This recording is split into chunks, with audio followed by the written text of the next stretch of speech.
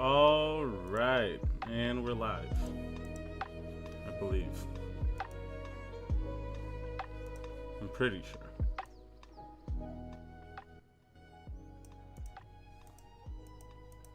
Yeah. We can close that. We won't need that.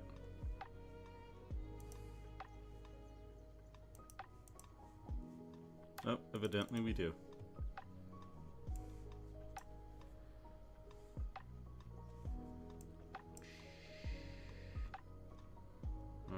Let's see here.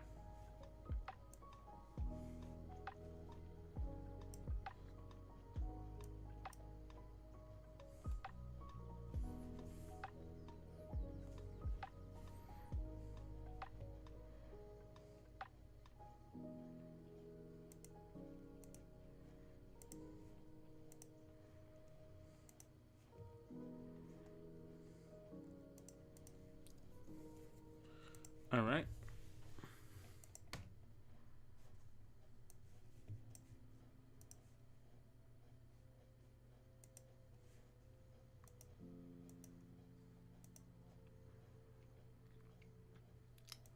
And away we go.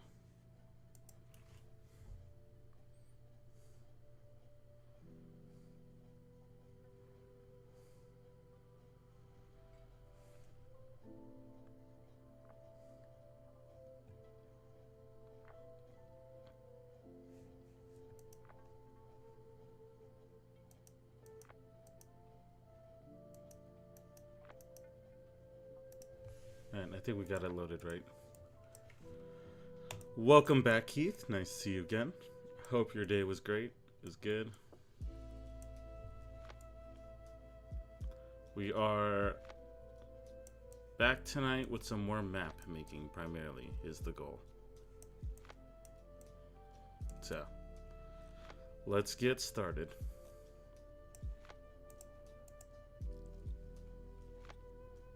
I want to finish up the different biomes tonight. So I want us to kind of decide which places are going to be deserts, grasslands, mountains, stuff like that. That's our primary idea. So we load up the catalog and we get going.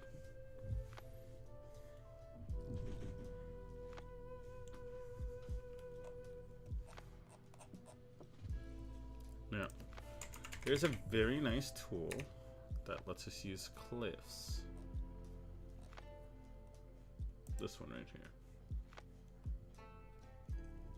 Actually, is it another one?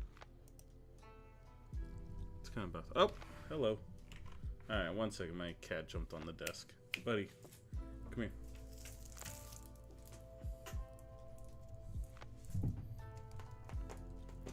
There we go. Problem solved. A little bit of a cat interruption happens. Okay, so what's kind of nice is these assets can be used to essentially create terrain. Sorry, not terrain, elevation.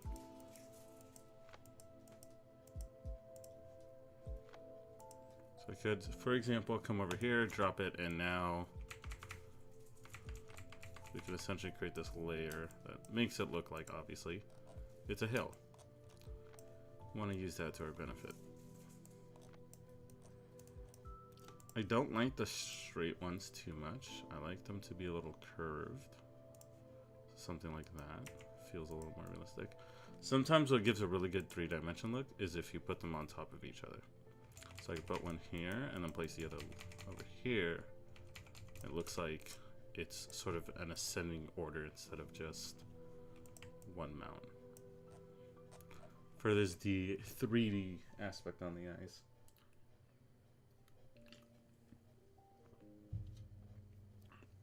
Forgive me if I sound a little weird tonight, Keith. I have like a cold sore on my tongue, or I think I cut it by accident. So it's a little slightly painful to talk, but we're still going.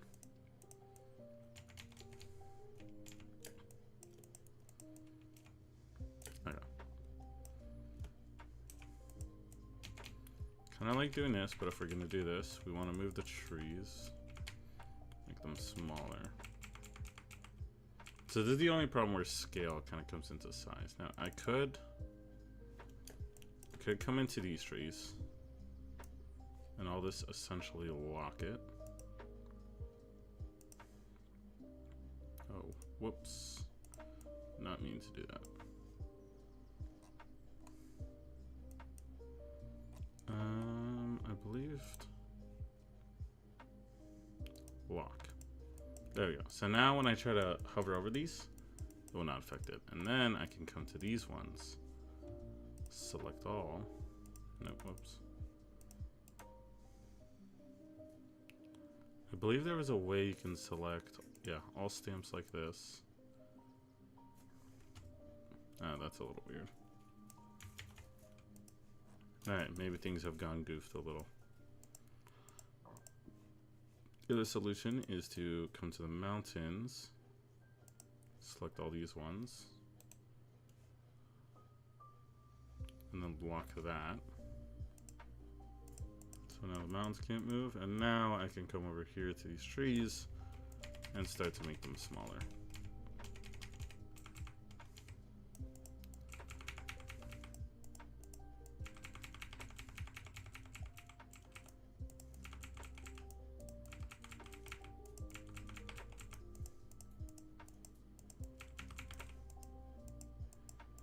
This mound that we kind of want to increase in size.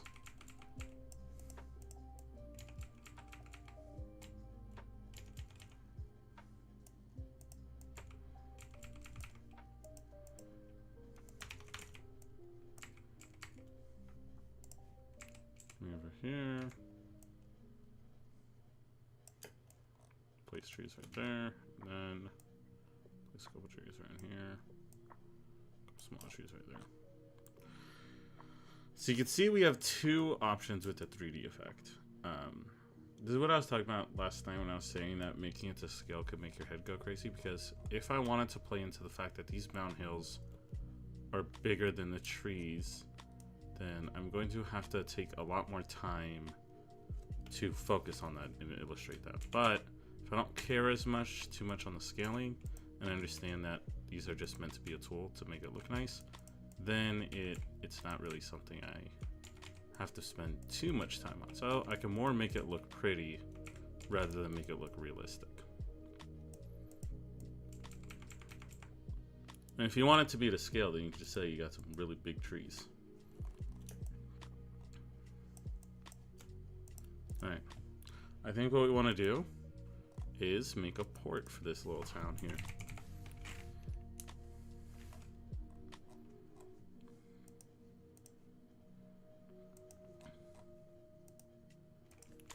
Is harbor an option?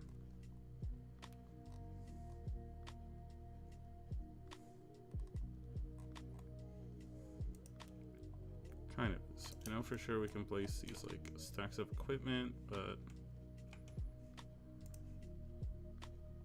it's only gonna look nice when we end up exporting the map itself.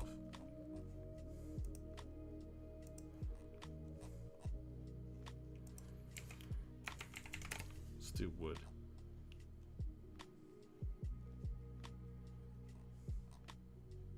Yep, perfect. Okay, so we're gonna run with this. And this is essentially how I make a dock system. Build up the docks, so you kind of build up the lanes that the ships would park in. The more it goes out, the smaller it goes, to give it a sort of a 3D effect. We're gonna move these villages around here. And once again, the map looks super blurry because as we design it, it's in 2K. But then once we actually upload it and render it, it goes to like 4K or even 8K. So that's when it'll look still good. That being said, let's place a lighthouse. Every dock needs one.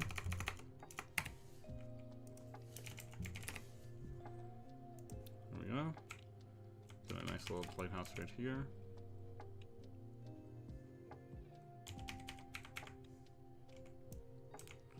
You might want to space these out more because we're going to put boats on them.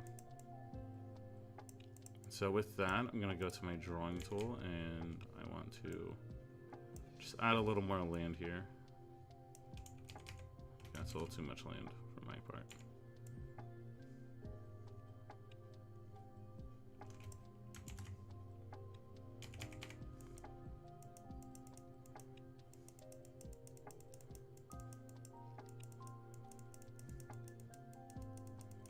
There we go. Now I can kind of extend these out.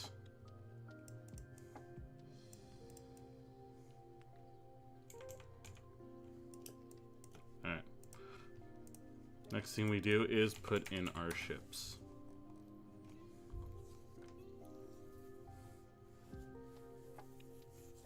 Now the only thing that can get a little messed up in map making is there's a lot of different styles, and if you play around with too many different styles, then you won't be consistent. But I like to make styles unique to zones. So if, you know, I might have some zones have a little more cartoony art. Would this be realistic? But as long as I don't put them next to each other, it's not really noticeable.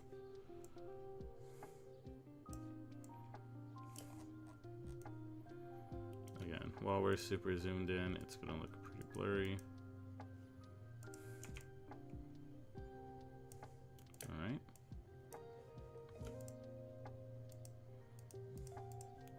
See if we can find...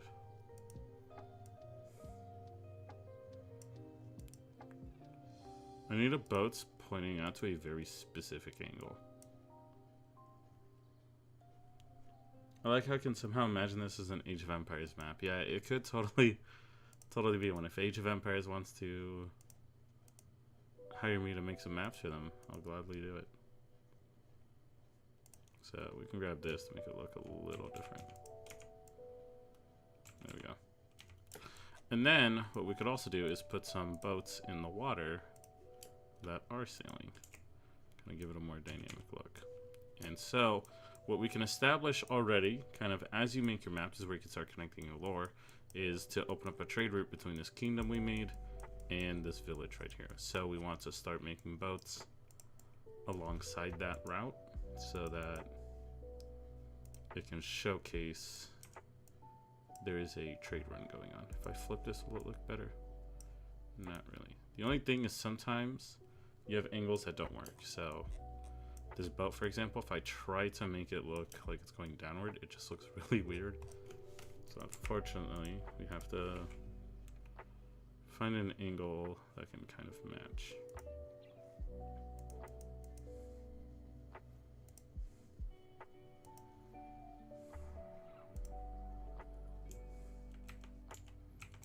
So yeah, we could easily...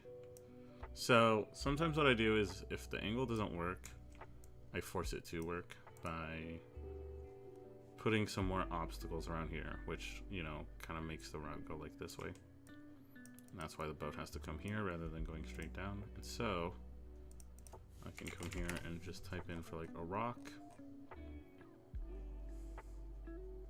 Right, jagged rocks. Increase the size.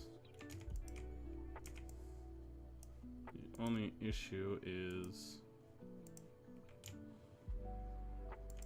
I need to make this the foreground. Well, actually, I want to make it dark rocks. So,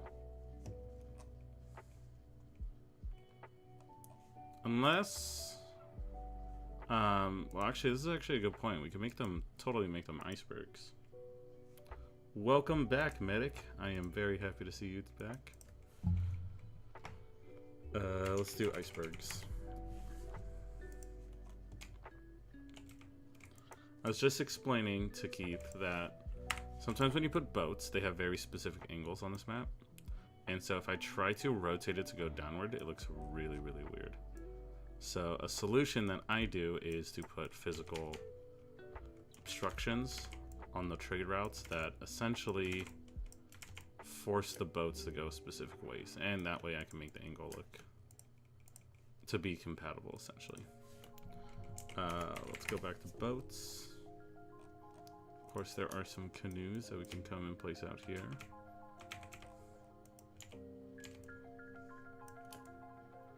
The only issue is I don't usually like doing vertical when everything else is sort of slanted or curved.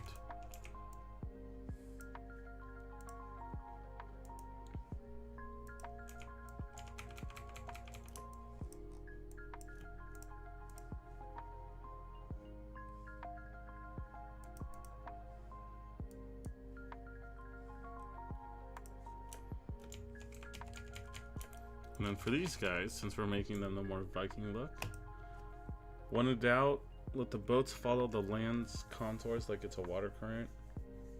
Or is that another thing for oceans? You know that the other thing you could do is make a river through the land that the boats follow, and that's another really cool thing. And that's typically something that I like to do. That can be a very we'll do it for example real quick. Is if there is a river that goes through down here, this is essentially a trade route, right? And you could always look at how they've done it historically in real life. Positions, like in civilization, they always valued controlling rivers because that's how you controlled trade routes before we had like technology that can not be so exhausting to get things around. And so that could be hot points for kingdoms to fight over, is getting control of rivers and stuff like that. It's also where you'll usually put villages, because the idea is they need a steady source of water that's nearby. So you can do rivers as your way of essentially putting a bunch of villages around it.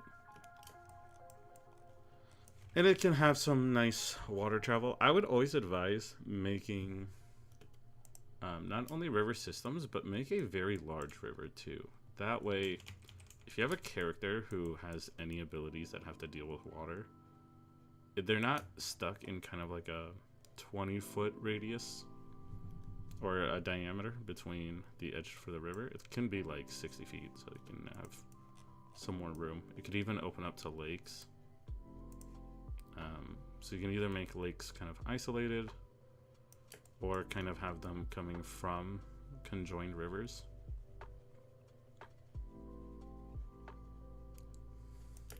And if you don't want to study how rivers work in real life and in the world, don't. Magic is always your plot hole on why things do what they do.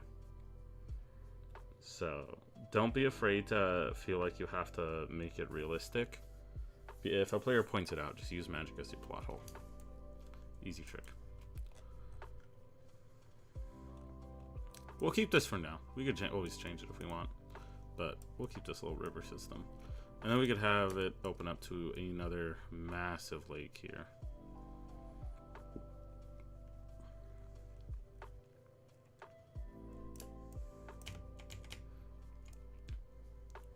Widen that just a little bit. There we go.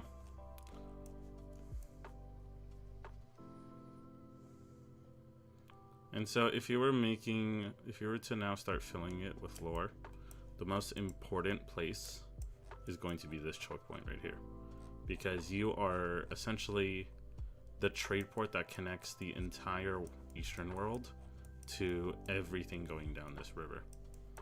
So if I was to design a campaign with something that has a lot of political warfare or a city that people want to control, in general, what would be a rich city? It'd be right there. So the rivers function the same purpose as in real life. Very interesting. Yeah. Alright, so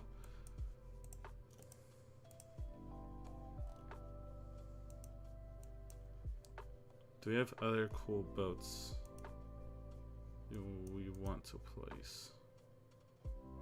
This is a fishing boat, which is like really nice, but it's for battle mats, the battle mat assets, so it won't work as quite well.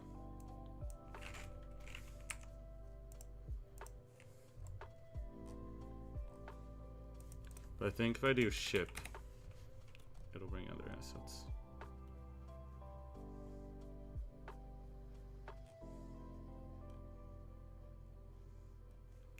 Oh, and shipwrecks are obviously always nice. You can place them by the icebergs to show danger.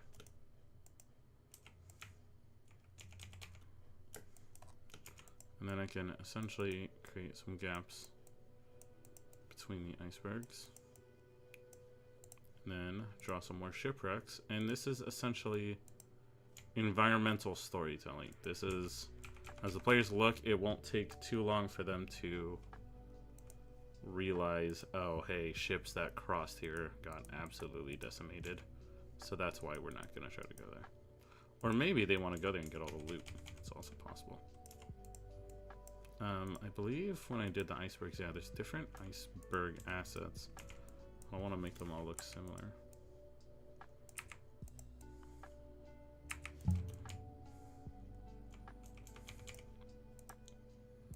Ooh, I do like this one with the crack in it.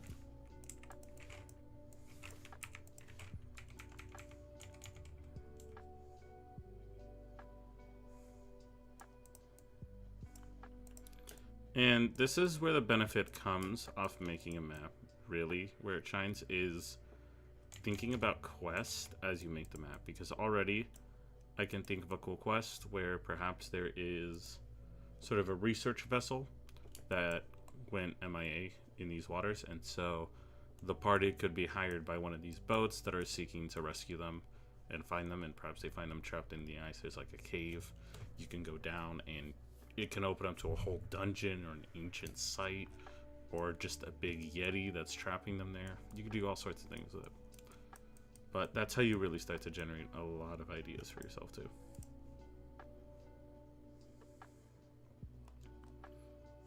Okay. I think we've put enough ships for them to get the point. But since we're on the topics of ships, I do want to place ships in general right now. And the coolest kind of ships are always going to be pirate ships. So we want to look at our largest body of water and decide that this area is probably where you have the most outlawed sort of areas for them to control. Ocean water, polar bear dip, anyone? I promise it's treasure. Exactly. Trust me, there's treasure there. So, we can start essentially placing pirate ships around.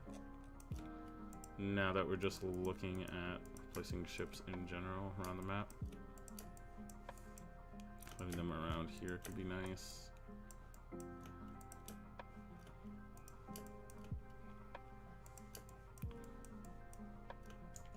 And then what we can also do, right, is place navy ships, like any kind of ships that are fought by actual kingdoms. We're going to decide on which ship we like more. I believe these are both essentially the same thing, just different colors. Which color do you guys like more? Well, I mean, actually we can have them represent different kingdoms. So, let's have this one go here. This one go here. And we can make a little fleet for it.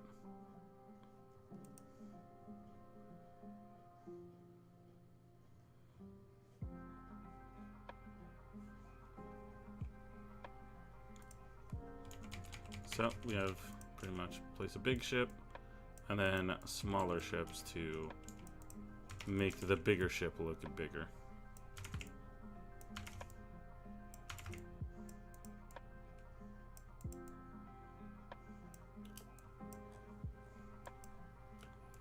Let's make all the ships smaller in general. That's 7 size 7, so we're shooting for 7 to keep it consistent. And now we have a little fleet that moves between here and whatever kingdom it's going to. Let's place another ship for, oops, to make it consistent. So, there we go. Now just like that, we've kind of made our ocean a little populated. The last thing we do is we put in, oh wait, we have to do these guys.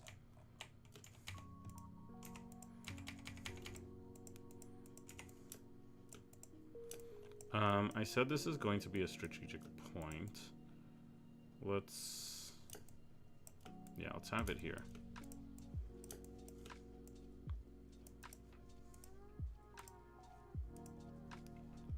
Bump that up one size. Oh!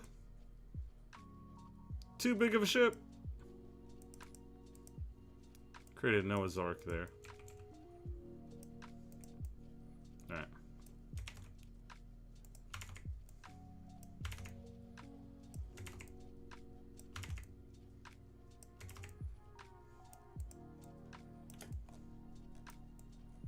Okay. And the last thing we do is put normal ships, trade ships that kind of can establish a general route. So obviously you would see a lot of ships coming into this sort of port that we're going to have here. Where they're coming from, we have not quite decided just yet. But it would also make sense why there is pirates around here. They want to hit these guys. And maybe we change this from being snow. Hey, buddy.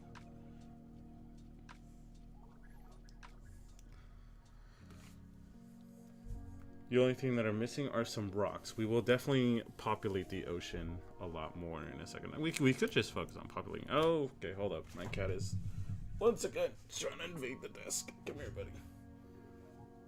I'm sorry. Go to sleep on the bed. The table is the one thing you can't go on. Lark was the ship sailed to be the pirate king. So what we could do is, I don't want to make this area snow anymore.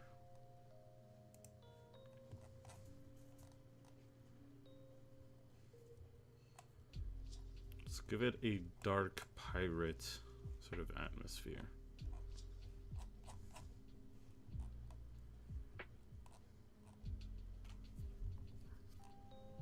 There are a lot of assets to choose from, so I'm just going to type in dark. Dark gray background could work.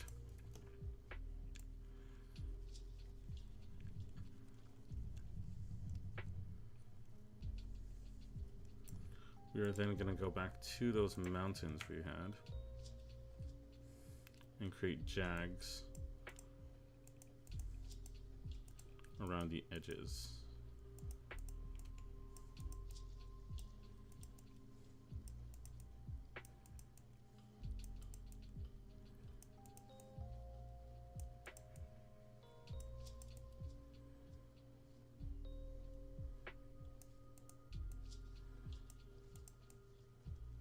Just place it around here, and then we're going to place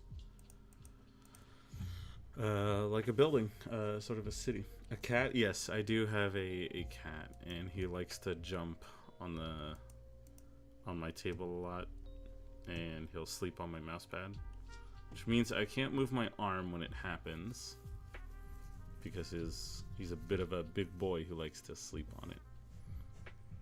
And also, you know the rule of animals, the second they lay down on your arm, you're not allowed to move. So before he lays down, I have to move him to the bed. Or else it's Jover.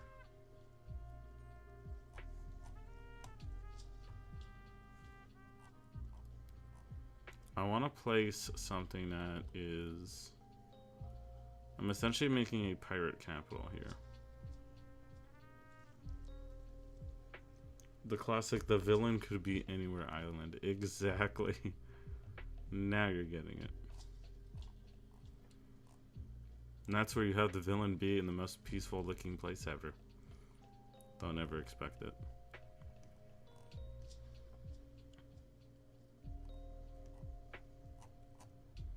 A lot of these are battle mats, so... Okay, there is another idea we could do. I mean, we could put this fortified city here. Change the colors.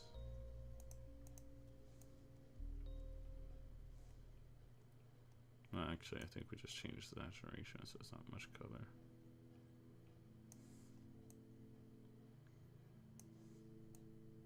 That could be like the stronghold of whoever who rules the pirates. But I think another thing I did in one of my other maps worked really well. What do you think would be the pirates area? They might call it the Britalia. The Britalia. I think it might be near the left continent's southmost lake, because it looks defensible with two areas approach. Near the left continent's southmost lake.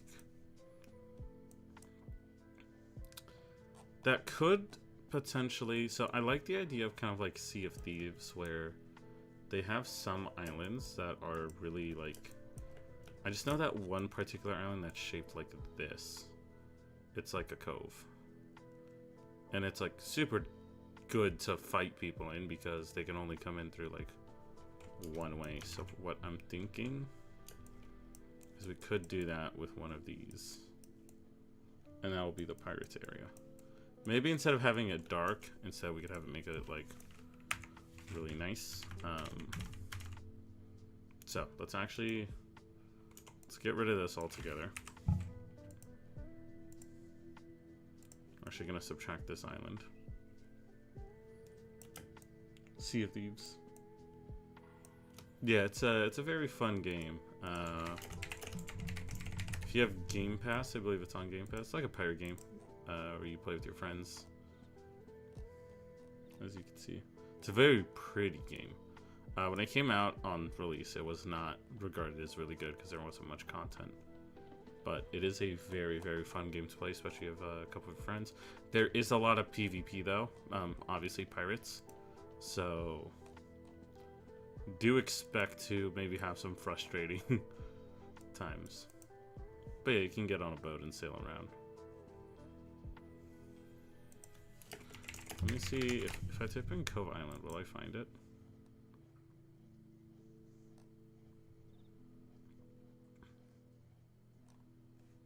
Unless I just type in islands.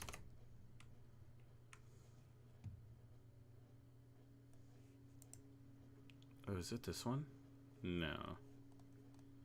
We might just have to sail around, guys, and I'll show you one day. Oh, it's this one. What is this called? Devil's Thirst? Is that right? No. Okay, not at all. Oh, they're putting a lot of names. Devil's Rage, might sound like. I don't know. I give up. Yes. That's where that video's from. It's like, Captain, look.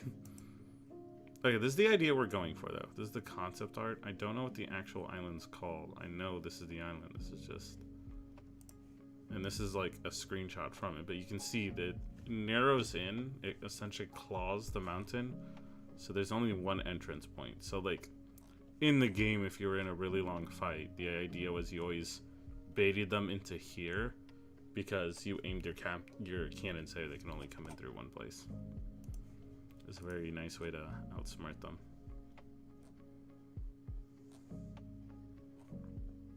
So, that is what we are going to replicate here. Take inspiration. Let's build it. We're gonna start with a larger body. That's then gonna slim down into the cove.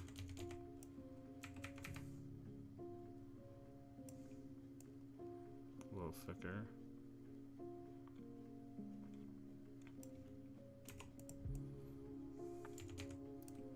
And then we can showcase, let's flip this, that there are a lot of pirate ships around here.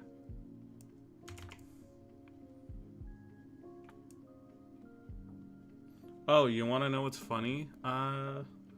Medic, is I made a pirate world. Hold up, it's on my other browser. Check this out. Funny that you say that. Can you maybe see something? Something maybe maybe familiar to you at all?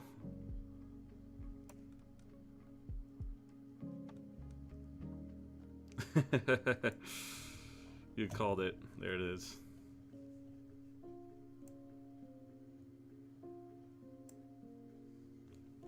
Alright, so we want to change. Let's add a little more. Let's add a little more here.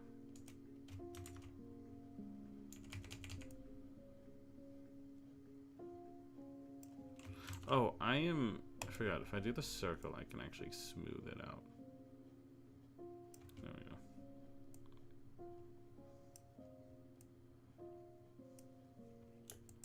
Alright, let's change the actual grass area.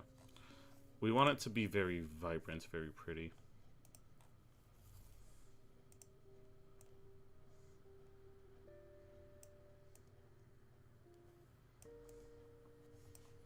So, let's do this.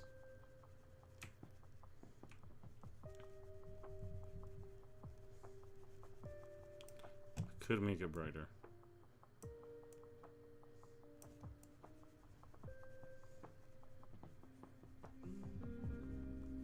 Some Vinland Saga right here.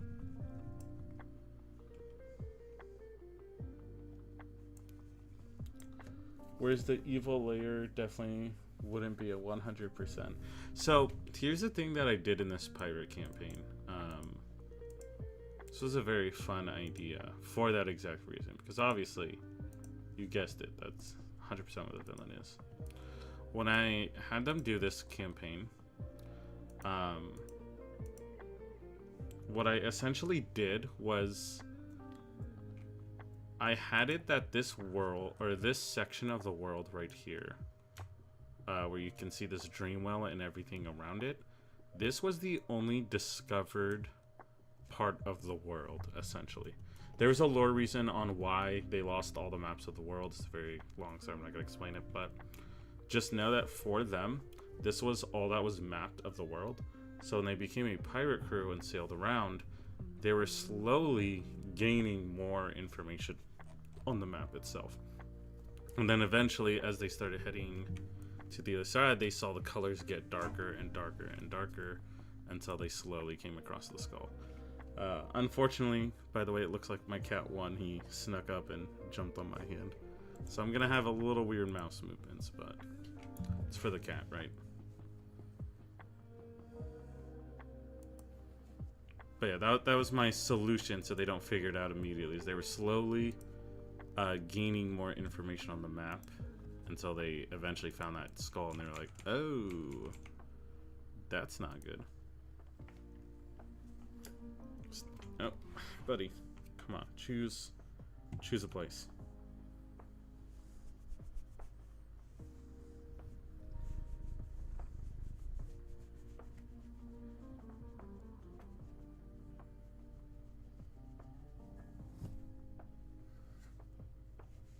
Classic before pirate story should work. Absolutely. Okay, let's finish up this little pirate's cove. A lot of map building is a lot of ADHD of you deciding you're gonna do something and then you jump into a different idea. I want to actually add more terrain.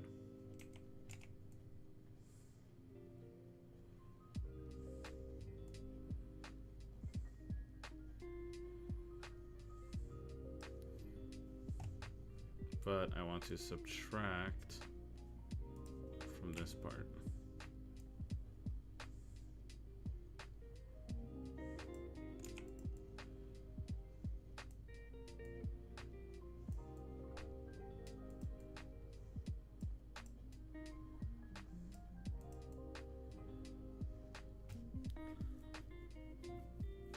What's up, Nathan? Oh, did you guys hear the cat purr? Yeah, he's right under the mic. Cats just love it when you scratch their head with your wrist. They absolutely do. This cat is very, very chill. He even lets me pet him in the stomach a lot, which is pretty rare for a cat. Are you live like every day? I'm going to be live mostly around the end of the night, as far as PST time, so relative to where you guys are, that might be different. Probably not every night, but I'm aiming for about 3 to 5 nights a week as I start out, and then depending on viewership and everything, maybe more, maybe less. I have a I was telling Keith earlier, I have a bit of a tongue injury right now, so I can't really record any videos because talking sounds a bit weird. So I'm just streaming a little more than I usually do. But it's a very fun way to end the night. Oh, he's laying down differently. Right. The nice part is, if we want to take as much replication from that. There we go. That's exactly what I was looking for. So if I grab this, I tilt it, and I put some mountains, this will look really nice.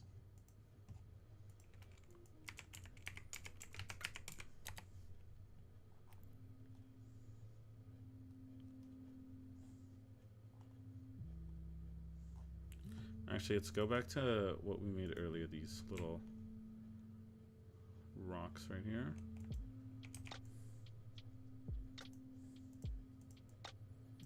Place one, we'll put the z-axis for this one lower. As far as these rocks.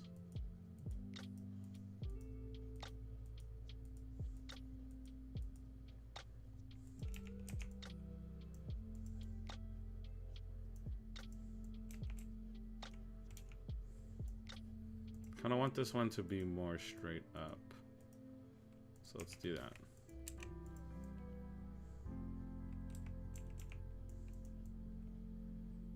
And then, boom.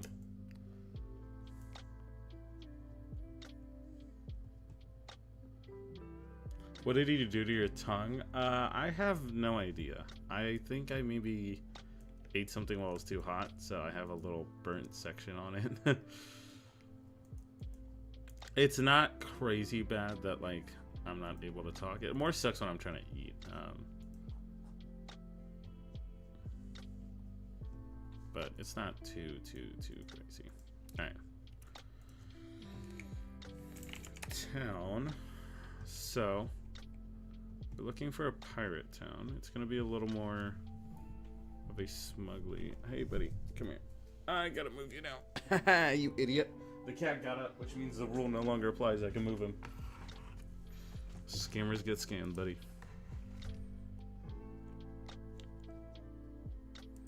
Okay, so we have two options. We could place a... I like the idea of placing a pretty big stronghold.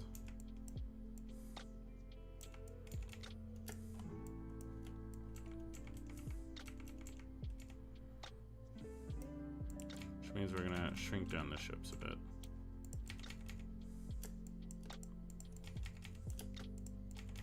And then we're also going to place buildings around.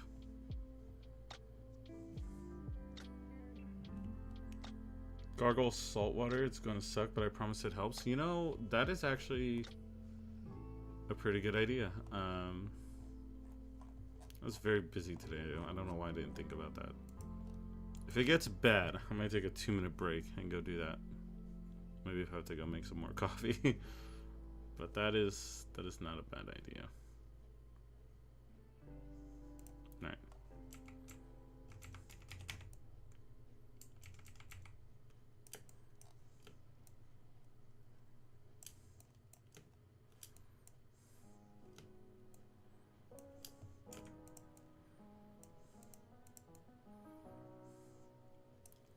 We're gonna place houses alongside here. So it kind of looks more like a kingdom than it does a pirate area. I believe I can make farms.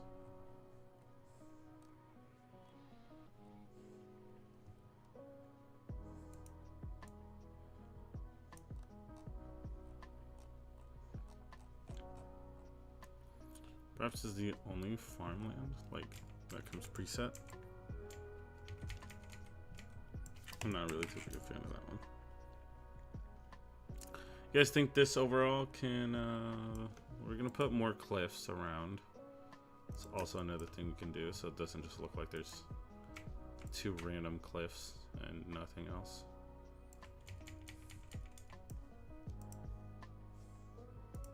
Let's place one here.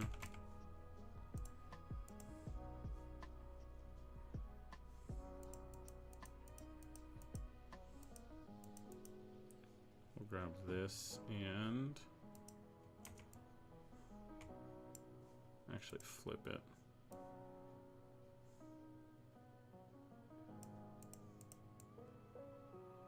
The only issue with this is if I darken it. So the blend just doesn't show any differentiation, so I might change that. So we're gonna come back here, go to mountains again. How different is Pathfinder from 5e? I've always been an avid watcher of D&D sessions, but I've only played one time and it was 5e. I've never played Pathfinder, I've only heard things about it from like proximity. I'm told it's a lot more like 3.5 for D&D than it is for 5e. So I think if you have a frame of understanding of like how 3.5 is, you'll probably find it closer to that. Okay, looking for these. I'm gonna change the color. There we go. That's what we're looking for. Get rid of these ones. By the way, I looked at some characters from D&D yesterday and even looked up some YouTube videos, but a question came up really, what exactly is D&D 5e? D&D 5e just means 5th edition. So over the years of D&D, they've come out with different editions and updates for the game. And 5th edition is the most recent one, pretty much. So whenever people say like 3.5, 5e, it's just every now and then the company that owns the rights to D&D comes out with a source book that says, hey, this is like an updated ruling on our rules and everything of how the game is played and the classes and what they do. The thing about it is that I think 5e has had a very long time of it being 5e. When did 5e come out? So it's been out at 2014 is when 5e started.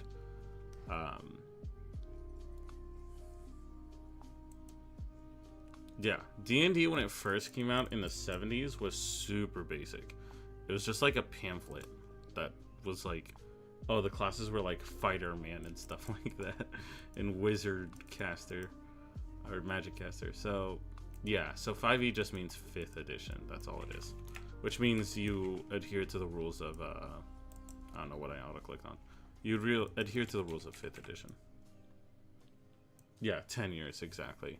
And it's, the reason why people really like 5e for the most part is it streamlines a lot of stuff. So it makes it very, very easy for newcomers to play the game because they don't have to get so much into the technicalities of different things.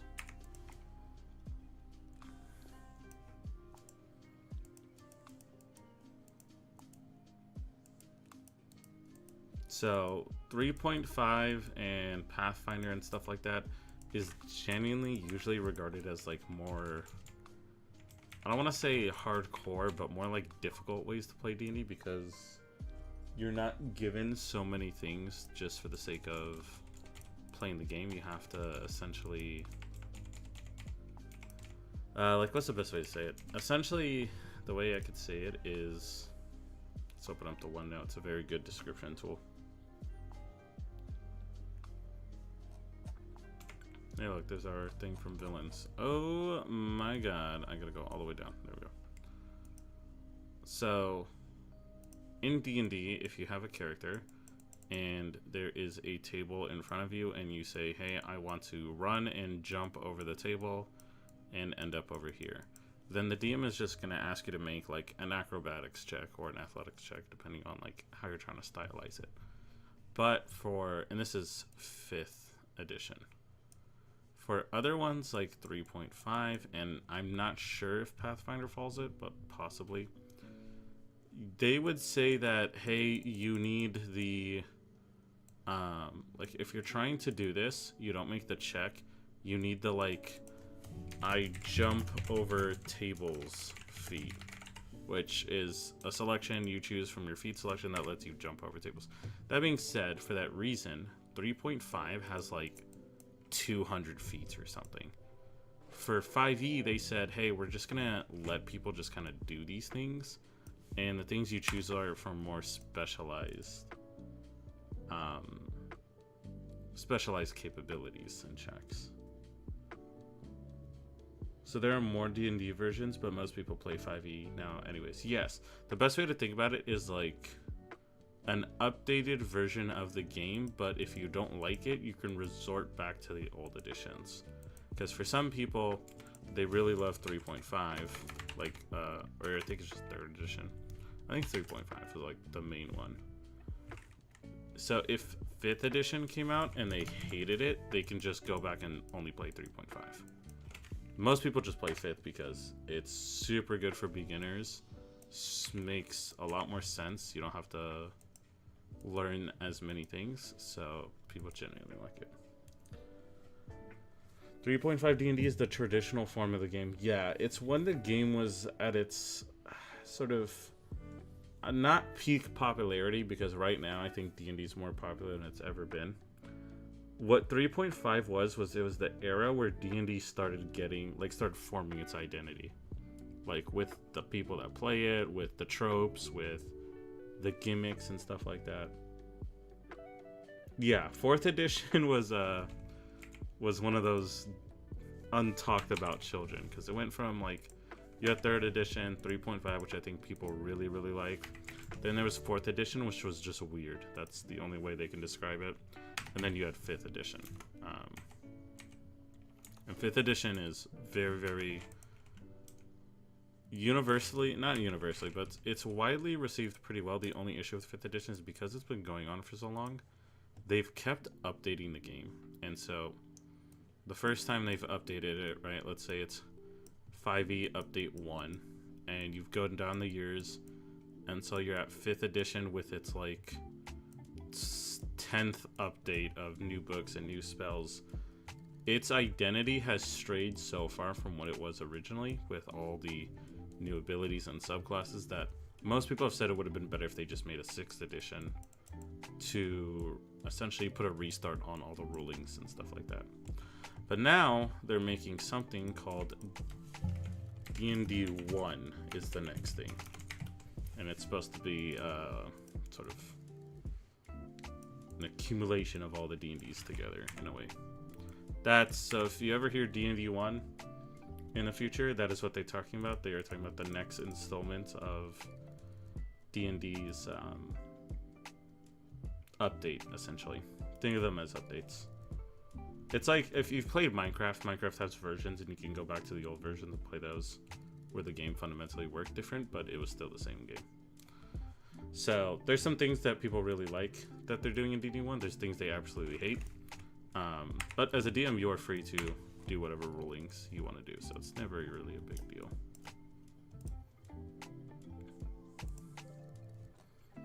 Okay. I want to finish...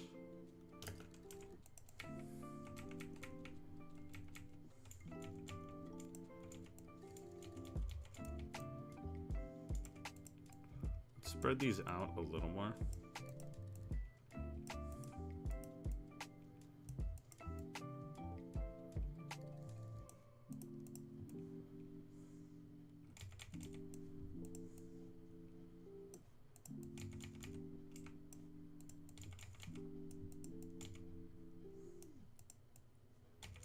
We don't want to put as many people around here. Definitely don't want to make it as big.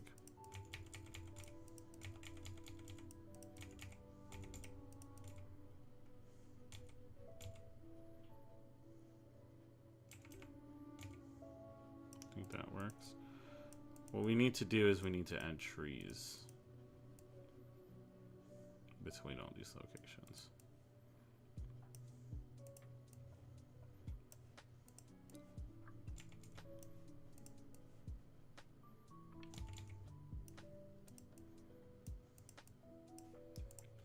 I believe they have... Do they have palm trees? Hell yes they do. That's good news. Oh, is it not gonna... Ooh, I don't know if I want to individually place these.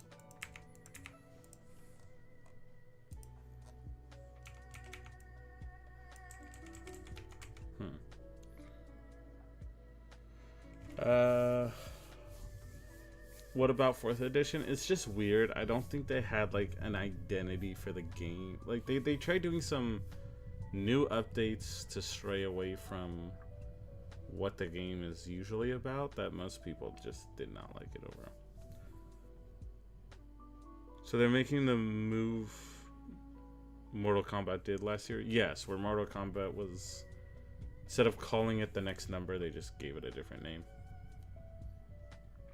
Hey, I just got here, gonna go to sleep. It's 1:40 a.m. But thought I should say hi to my G Midnight Coffee. It's nice to see you, Kinsey Gamerman. I remember you commented on some videos. I'm happy to see you here. 1:40 is pretty late. I don't blame you for going to sleep. I hope you have a wonderful night when you do.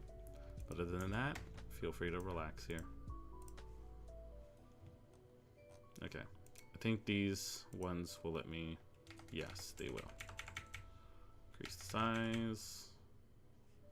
Oh yeah, I think I saw this one. Okay. Does this one let me... kind of does. Yeah, it does. Okay. Get rid of these ones. Go back to this. We're going to change the color. Oh, I'm going to shrink myself down, guys. I'm casting a spell. I'm shrinking. That way you guys can see the customization a bit better.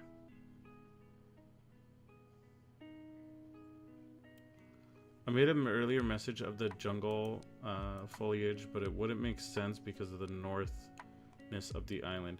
So this is exactly what I was... oh, I see it up here. If not how far north the islands is, I'd be in the mind of a thick jungle. That's what I was saying with D&D and making your world. You can play the beautiful game of magic being a thing. So I could easily say that a druid is using their magic to force it to be a jungle. And we can make it a jungle design, which will be very cool. I'm thinking palm trees. I'm going to change the hue. Definitely want to increase the contrast a little bit.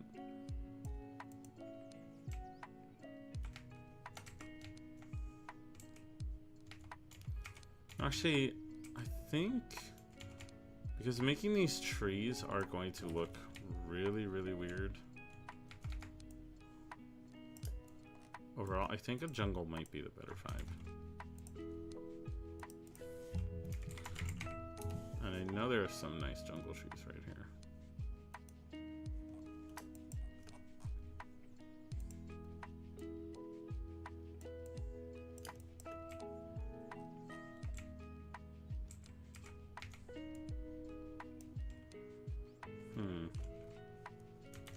Don't quite like that coloration.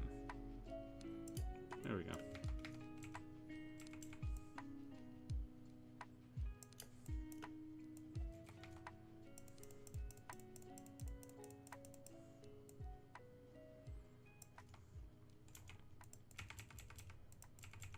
Once again, map is not drawn to scale, and that is something you do so you can make it look pretty rather than realistic. I have to think about what exactly I wanted to type because I forgot. I can relate to that so much. Half my time I'm just remembering or trying to remember what I thought about the last time I said something.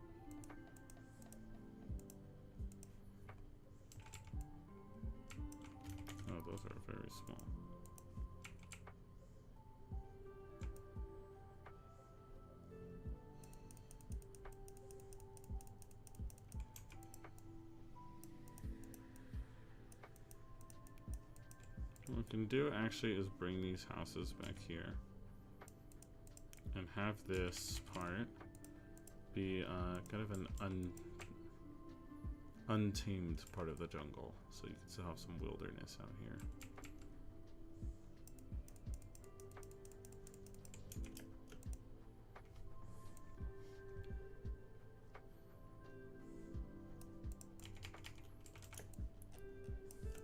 Perfect.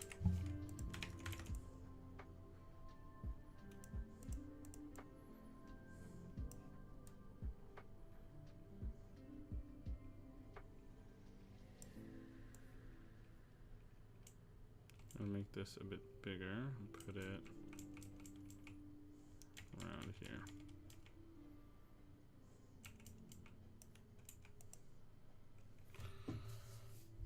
Okay, now remember the D&D characters I looked up. I have to admit that there are only two that I feel like I could be interesting. The Paladin and the Life Click. I didn't read too far. So maybe some things are still missing since I like playing more of a support role in most games. Both are very... I find most classes in D&D are obviously very fun. It's always good to play them for different reasons. And that's the whole point of D&D. It's a role-playing game. But if you do enjoy the support playstyle, Cleric and Bard are the main two. Bard is less focused on healing and more focused on like buffing your allies, because they have something called the Bardic Inspiration, which is you can essentially inspire them, whether you're playing music or you say something to them, and that essentially allows them to get a bonus to the rolls that they can do for that one time. And then Cleric is obviously when you try to have someone be a healer, Cleric is the best healer, undisputed. Especially Life Cleric, because they can heal to like the maximum amount later on. And yeah, so at level 17, instead of rolling, you just use the maximum possible, and that is crazy. It's a lot of healing. They're very unkillable. If you want to make your DM cry, it's the Grave Domain Cleric. Because they can negate natural 20s if it's an enemy that tries to hit them with a nat 20. You can use your reaction in here to just make it a normal hit. You might not see all of these, by the way. I just realized, because as you know, 5th edition, as I was saying, they've come out with a lot of books. So if you look at sources, these are a bunch of books that gave the new spells, but you would have to pay for it normally. So sometimes you can just look up like 5e Cleric. Cleric. And you will find, you can find some other websites that'll be like 5th edition, you know, wiki or something. That's where you can see more of the other ones.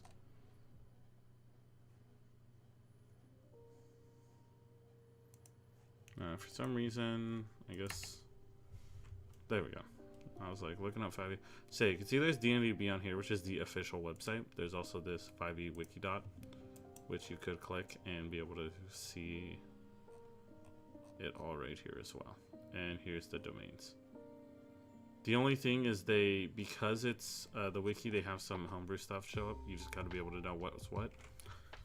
So anything that you see, this is the official list up here. This one already tells you that it's not part of any official release. Unearthed Arcana is just the beta testing of D&D. So before they become actual classes in the updates, they put it out in Unearthed Arcana for people to try out, and then they give the review, and they either put them in or do not put them in. But that's how you can look at it for free. The books that they want you to buy are usually around like $30 per book, and so it's quite a bit of a payment. Wait a second, does that mean Cleric is a good class? Cleric is quite often the most banned class in the game because of how strong it is.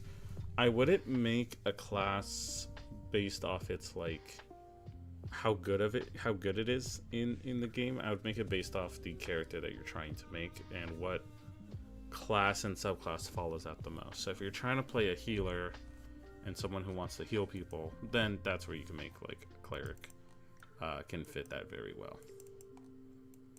But there are other classes that can heal. Druids can heal.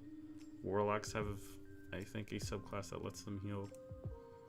Paladins can do with their lay on hands and a couple spells, but they are not as good on the magical side as clerics are. Bards can heal as well with some spells. Yeah, cleric is a very, very fun class to play. You have a lot of spells to use that, or to use. So that's the... They get a lot of stuff. It can be a little overwhelming to read all the stuff that you get. But a lot of people are big fans of clerics. But if you're more into the idea of fighting, then Paladin is the better pick. As far as the trope goes, not as far as like... I'm not talking about numbers here, I'm just talking about sort of what they're meant to be. And you can guess what a Paladin is. They're put out a lot. Alright. Instead of putting a lighthouse here, we're actually going to put a tower, like a watchtower.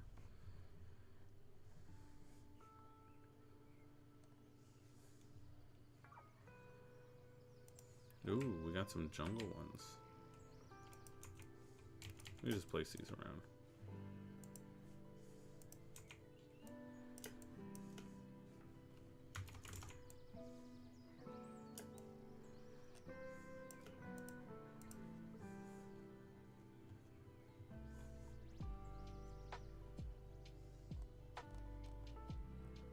We're going to want to place an actual tower though. There are a lot of towers to choose from. Let's see.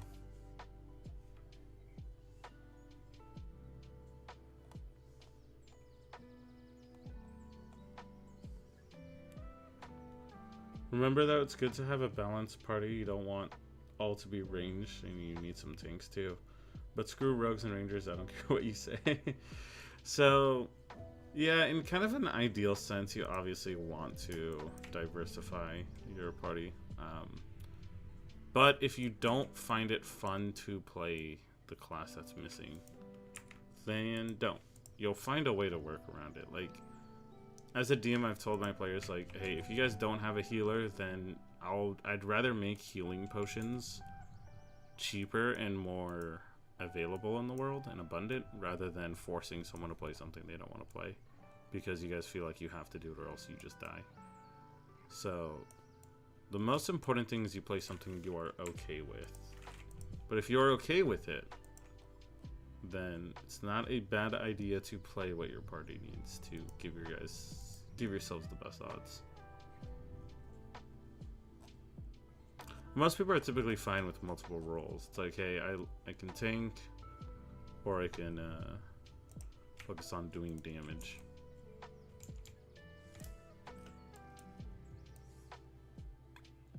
Can't really change the color on this one, can I? Guess I can make it blue.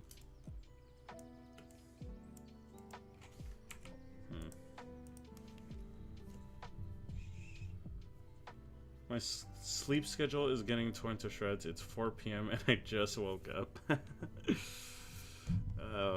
Is that relatable for a lot of people? Welcome, Radon. Welcome. I also looked at some wizard subclasses. I like the one that controls gravity, but it seems pretty mid.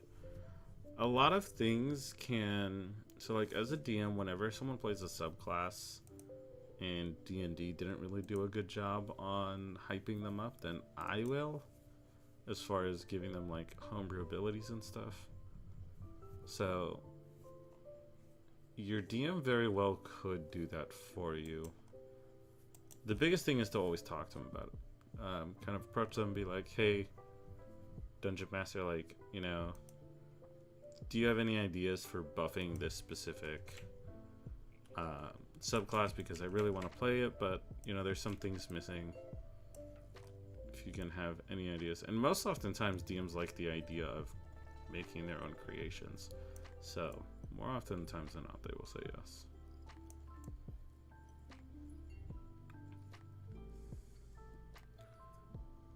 Let's see here.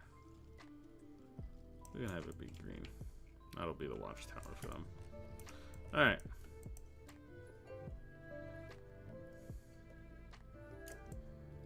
We've done that. What we're gonna do is essentially illustrate 2 main ships that protect the gate. So as you can see, they kind of force people to have to go through a very specific section.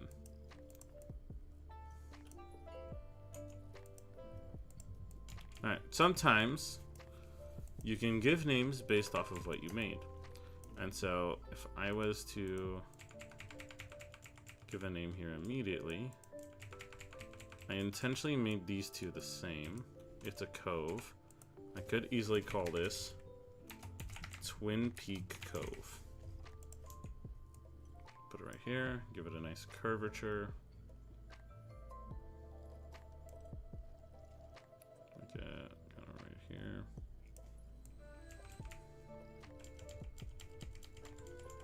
What do you guys think of that name?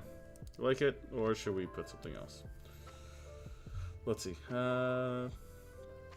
Really playing any caster can be tricky if you are just starting out. Who tried it my first session and then switched. It's the hardest jump you have to do is playing a spellcaster versus a martial character, because you have to look at a large list of spells to figure out which ones you want. So a lot of people tend to not start with casters. They'll start with martial characters, and martial just means like you're using martial abilities, so like a sword, a bow, or something like that. It's not a worse way to play D&D. It's just a more simplified way to play D&D, because you're not changing the fabric of the universe with magic. You're just swinging your sword, shooting your bow. Relatable, yeah. I assume on the sleep thing. So caster's not good for a newcomer. Just make the gravity wizard be Father Poochie. Seems like a good name. That's good. We could stay with Twin Peak Cove.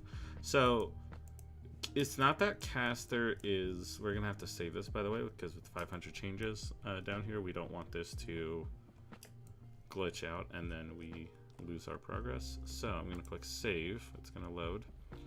While that happens, I can show you.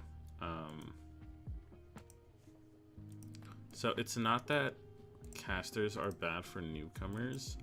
It's a lot of work for newcomers is the thing.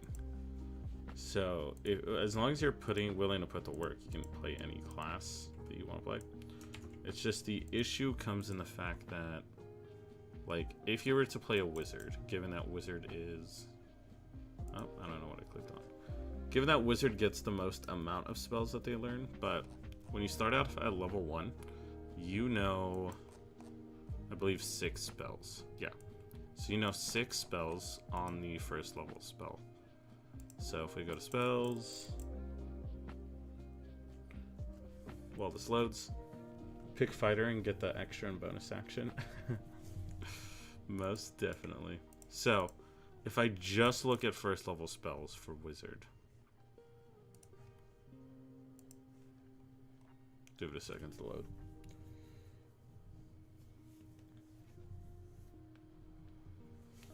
You would have to go and essentially check out all of these spells here and make your choice of 6. And there are 3 pages. And when you click on these, you're going to have to click and read this whole text. Sometimes it's short. Sometimes you can click something and it might be longer. And so you're trying to essentially decide, okay, of these 3 pages of spells, pretty much, which 6 do you want? That's what also, but it gives variety to the class because, you know, not every wizard is going to choose the same combination of spells, so they're unique in different ways. But it's just a lot of reading. But I guess it fits it. You're a wizard, so. How many casting slots do you get as a wizard? That's the real question. You definitely get the most. So I believe you start off with like 2 or 4. So here's your spell slots per level that you know. You start off with 2 at first level. But as you can see, at level 3, it goes to 4. Then you need 2-second slots. You get a lot. By the end of it, when you're level 20, you have 4, 3, 3, 3, 3, 3. It's a lot. Casting slots scale by level. Yes, so in D&D, the way spells work is you have spell level and you have spell slots. So these spell levels go from 1 to 9. And 9 is the most powerful spells you can cast that you cannot cast until you are level 17 for that one. So level 17, if you look at your chart over here, that is when you can cast... Oh, I accidentally switched off Wizard. That is when you can cast 9th level spells, and that's because they are the most powerful. It's stuff that quite literally can change the game. So if you come over your 9th level spells, 17 is when you get your first one, as you can see here. That's how you read the chart here. From 1 to 9, you're getting stronger and stronger with your spells. They're able to do more stuff. So at first level, you're doing some small stuff. There's some cool stuff you can do. But by 5th level, you can teleport to different places. By 6th level, you can open up small dimensional portals, and it can get crazy. Eventually has some in tornadoes, tsunamis, whatever it is. That's how that works. Now, spell slots is how many times you can cast a spell before you have to take a long rest. Spell slots always let you cast a smaller spell at a higher level. So, for example, if you want to cast a 2nd level spell and you're out of 2nd level spell slots, you could use a 3rd level spell to cast that. But it does not work the other way around. You can't go down. You can't cast a 3rd level spell using a 2nd level spell. It's too powerful to do that. That being said, some spells have additional effects if you cast at a higher level, which might incentivize you. So usually it's more damage. So that being said, just use Fireball. Yeah, that's the most iconic spell, and it's iconic for a reason. That being said, some classes don't get as many spells that they learn, and they don't also get as many spell slots, which could be a good idea if it's your first spellcaster, because you don't have to worry about having an overwhelming feeling of grabbing too many spells. So the most famous one is Warlock. Warlock is a full caster, and they only have 2 spell slots that they get. At level 1, they only have 1, then it's 2, but you can see it's 2, 2, 2, 2, 2, 2. Eventually gets to 3, and then it's 4 later on. The way Warlocks work is they get some cool spells that they can cast. Not as much as Wizard or Sorcerer, but they take these things called Eldritch Invocations, which are kind of like permanent buffs you get for your character. So funny enough, first time people play D&D and they want to play a caster, I usually tell them Warlock is not a bad idea to go first. The worst class, in my opinion, to play for your first time is Druid, because Druid gets all those spells that we talked about, and they also can wild shape, which is like shapeshifting, which means you also have to look at all the different stuff you can shapeshift into, and it's just a lot of information to read to play that class. And so for a lot of people, it's like, hey, you know what, it's my first time, I'm gonna do Fighter, and Fighter is just built to grab a weapon and go to town with it, and that's simple enough.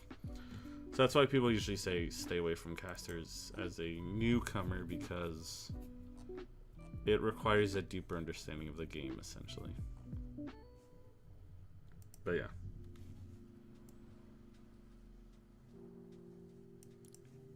That is how that works. All right.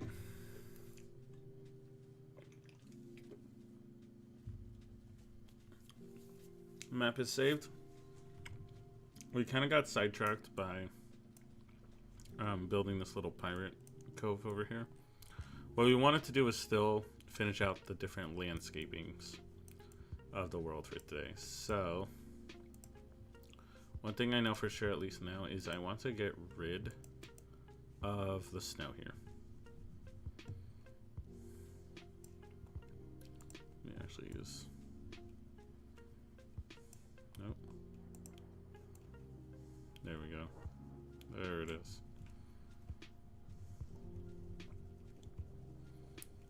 We want to get rid of the snow because we decided we only want to have one snow region, so we don't have to DM multiple ones. And now we start thinking of different stuff for us to do.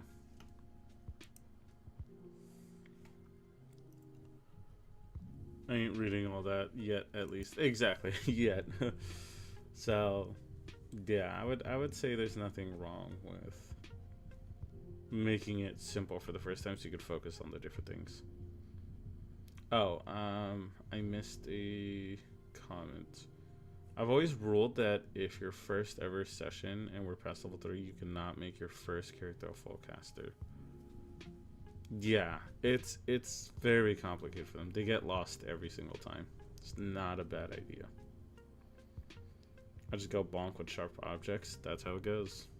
What about Dark Forest? That could be really, really cool, actually. Do you guys think the Dark Forest should be on the north end, or should we put it on the south over here?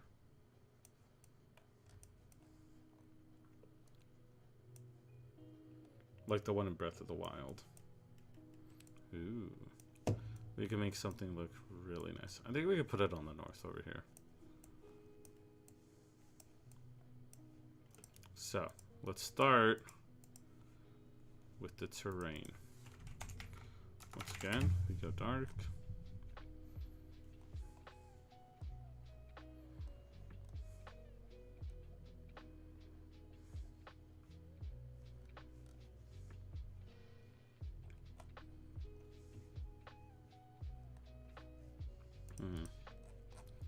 Let's see what we can find around here.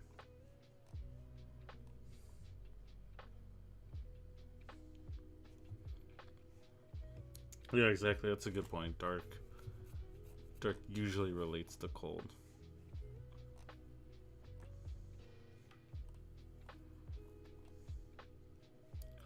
We're looking through our selection of choices.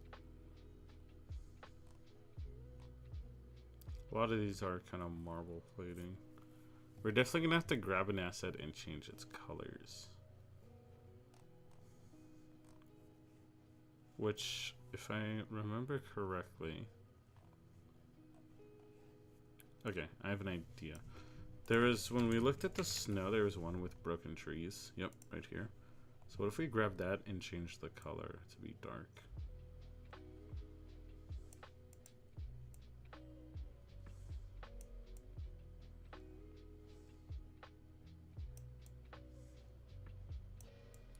No, that won't. Maybe. Oh, yeah. Oh, guys, we cooked. We did it.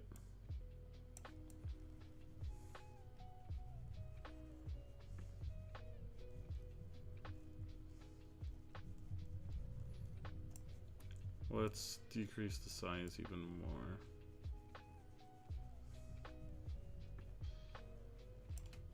So, we're going to come back here once again when I talk to you guys about blend, right? Go to 0.8. We're going to lower this a bit. We're going to... Oh, I chose the wrong one. Buffoon. There we go.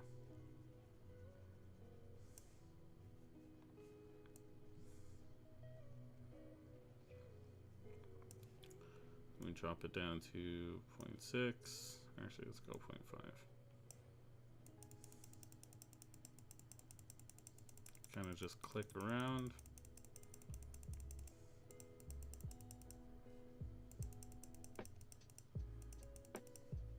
And then we're going to like 0.2. There we go. And that's how we just color up the rest. And we blend the terrain.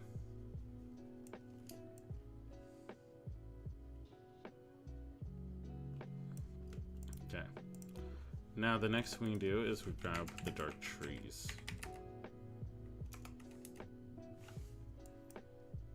Let's just look up tree. I'm sure we'll find one. There's a very specific asset I'm looking for.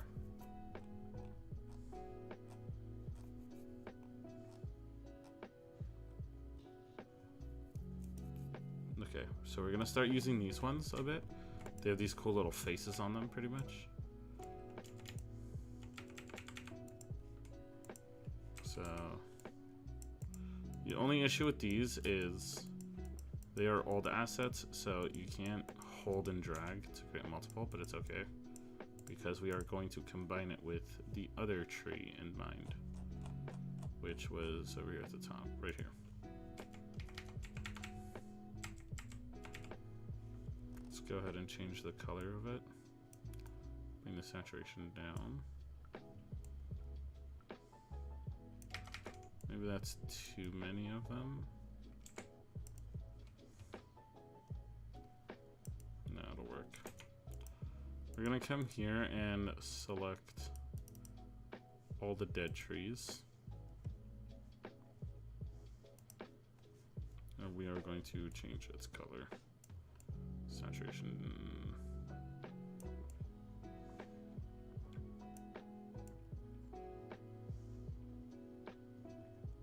Let's go for that, like white. Okay.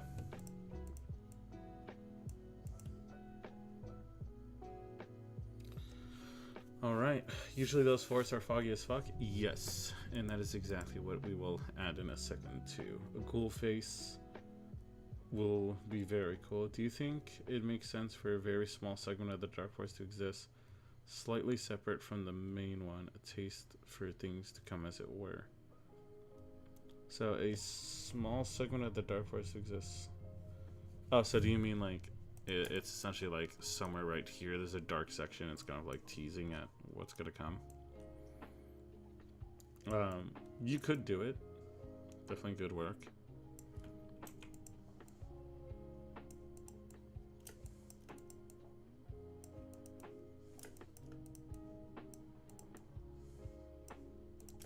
So one thing I have an idea for too. First, we'll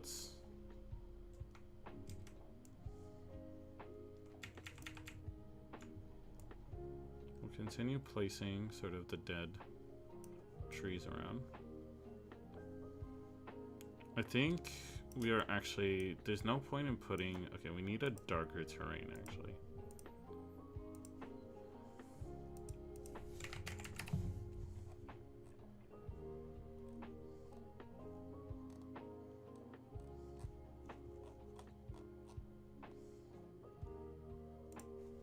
The reason why is because that asset had like wood on the floor, but it became a bit redundant with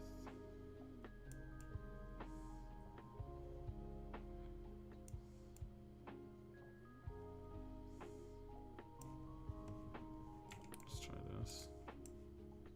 The capacity is still, yeah, this looks way better. We could kind of keep elements of gray around to kind of filter the color nicely. So we're going to go back to the other one. We're going to change the opacity down. We're going to use gray to go into the black.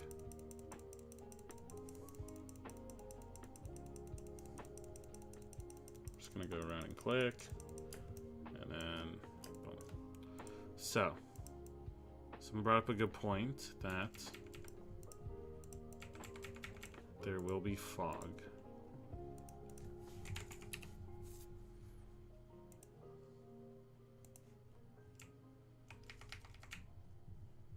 Thing is, I want to change the color of the fog too. White.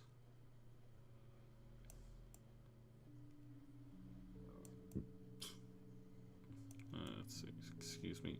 It's a burp there. Let's do that. Let's try that. So we're gonna place fog around.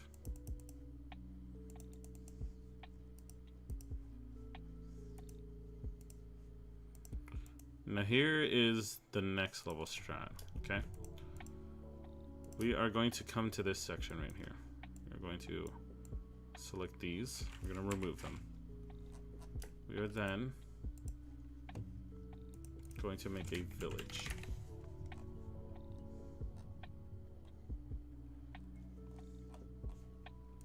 Perhaps a town.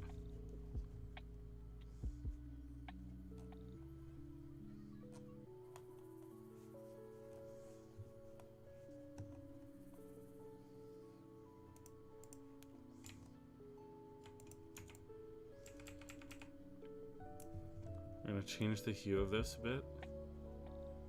I don't like any of the hues, so we're just gonna lower the saturation down. Brightness goes down. Contrast just a little bit. Okay, remove the trees. We want this village to be in plain view, but the issue is that obviously dark blends with dark pretty well, so it's hard to kind of differentiate between the village and the forest too much. So here's this neat little trick. If you come up here, you spawn light. These ones right here. What I can do is I can increase.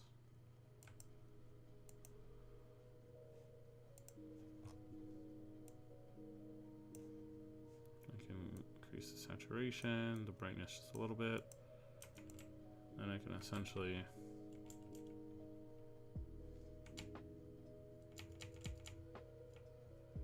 I want it to be like orange. Kind of like a fire.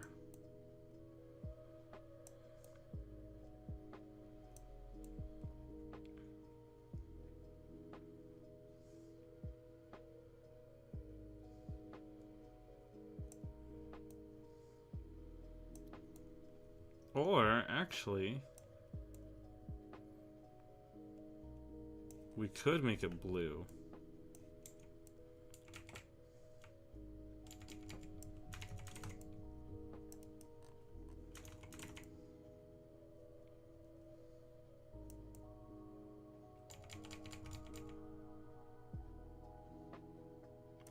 I just thought of something really stupid. The strongest arrow to ever exist in the D&D world, the Nokia 3310, just a Nokia glued to a stick. That will destroy everything. I will not put that. Okay, actually we're not going to go with the blue, by the way. For a second I thought about making a special color and having lanterns essentially be... this is what I'm looking for. The different colorations you can put. Or different angles almost.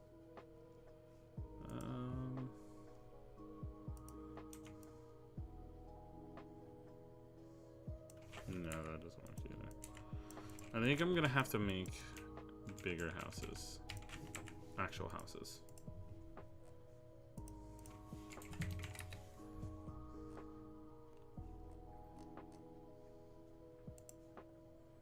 Come here.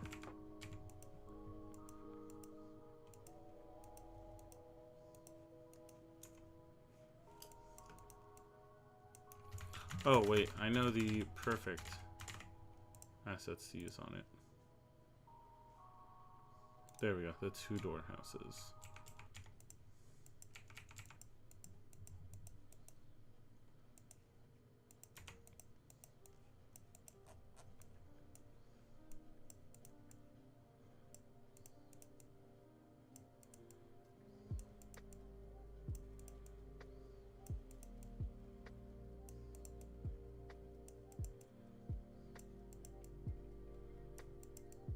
Okay. Now,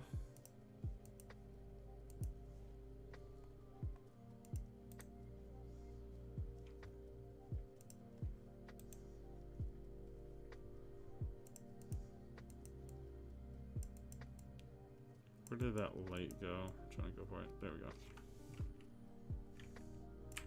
We're gonna delete that light. What we want to do is we want to grab small lights, shrink them down, and place them at the buildings itself. Probably increase the Z layer.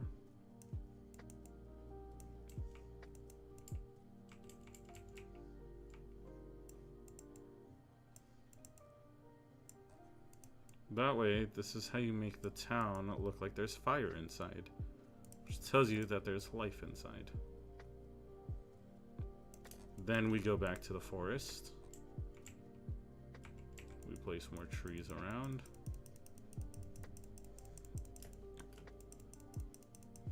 We grab the fog, place the fog. And then you have some contrast right here.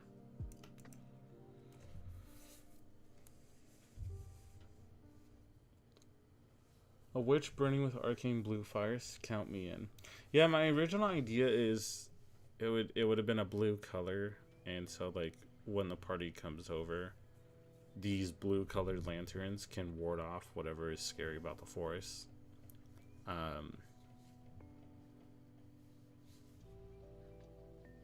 But I just decided with the resolution it's at, blue might look a little weird.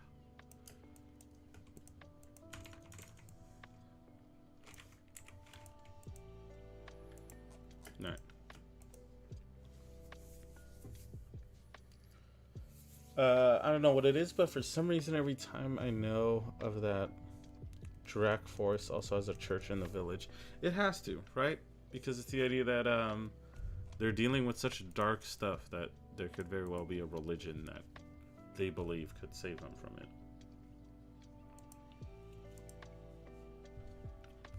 Which could be a very good opportunity for a paladin or a cleric to shine.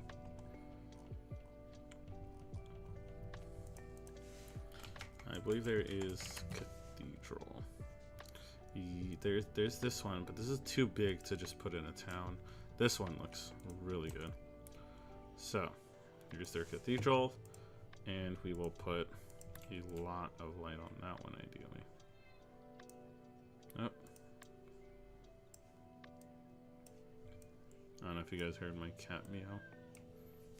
What's up, buddy?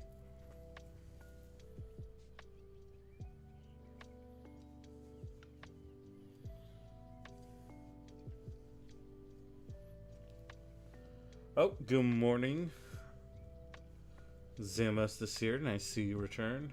You did not get up early, no worries. Completely understandable. Give me 1 second, I'm taking a 30-second break to just pet the cat because he's getting a little demanding.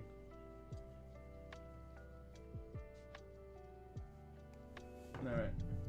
I usually know how to pet him in a way that, like, for some reason, his instinct to start licking himself kicks in, so he'll just start doing that, and that's how I know, alright, I'm good.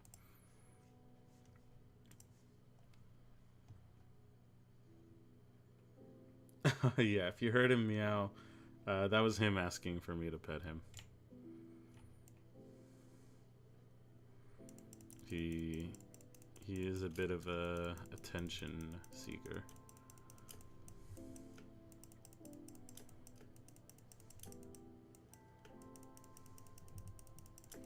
Alright, so the only thing left to put in this dark forest is some dark mountains. Actually, what I want to do is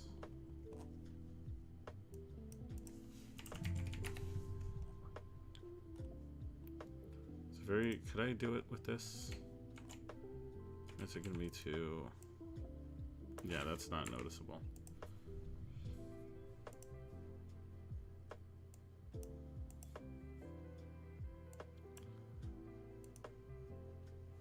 Ooh. No, again, that one won't work either. I want to essentially, if I can, find an asset that is a circle for the hill.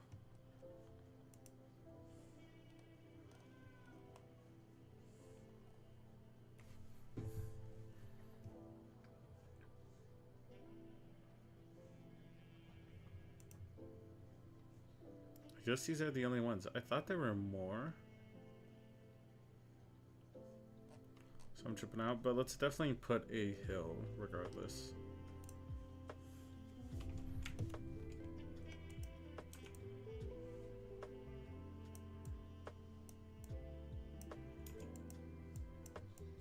It's gonna be a little hard with the fact that there is a forest in the way.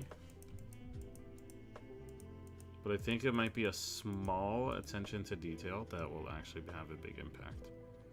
I don't quite like this one. Let's try this. Yep, there we go.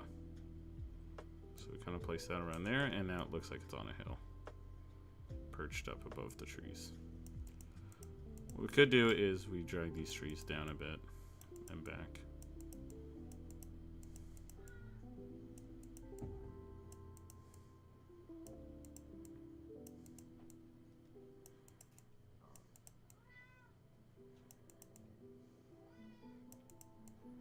And there we go.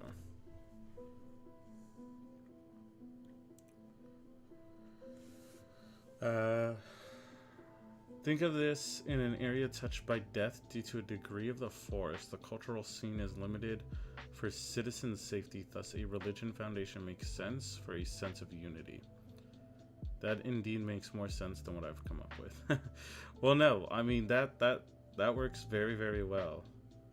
I'm indeed not a good storyteller. It takes practice. It takes time. The best thing is to always look at what you always love and analyze why did you like that. Oh, I loved like these elements. Okay, let me replicate these elements then. Chef Midnight, here to cook it up, guys. Oh, okay, buddy. I think the zoomies have officially hit this cat. He is becoming a bit of a crackhead right now.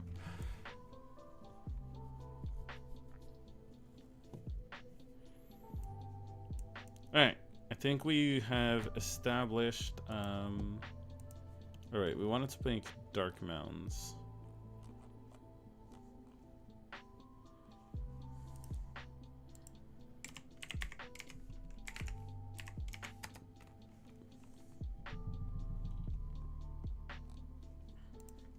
Let's grab them.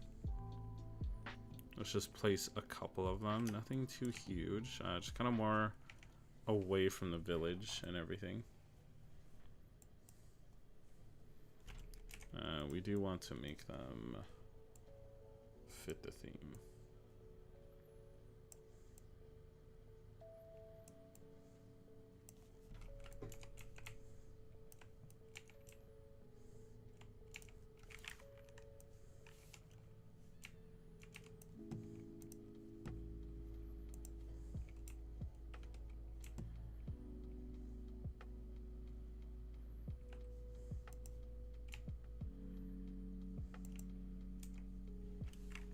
Nope.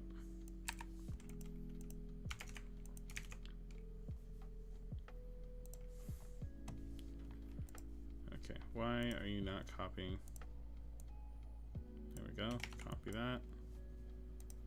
Now it should just automatically start. Perfect.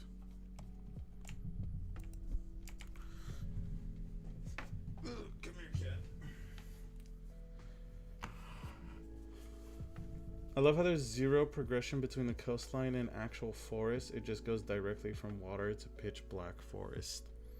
What I plan on doing is to put a cliff on the waterfront as well. So if we come back to our cliffs and we go right here, we can come right here. So I should grab the cliff, angle it a little bit better.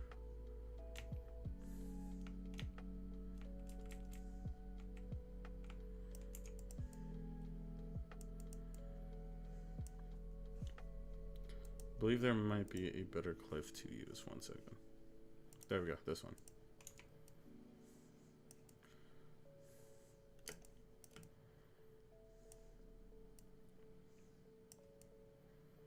We angle this, we go back to our brush tool. Now we have to affect the background a bit.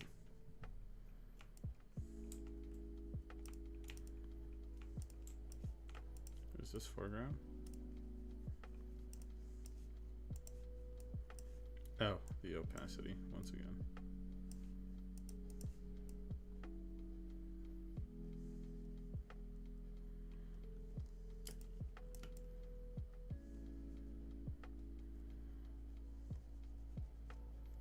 And as you can see, we are creating a cliff for that nice transition.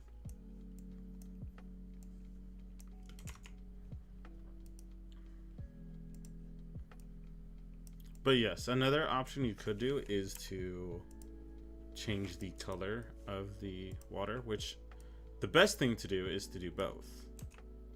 That is how you'll create the best tandem together. So we'll filter this out, and then boom, we have kind of a cliffside.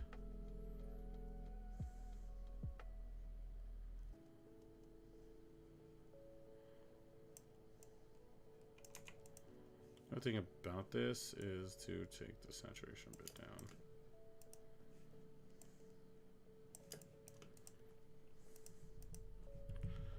And then we have this very big mountain, and we can put two smaller mountains by it.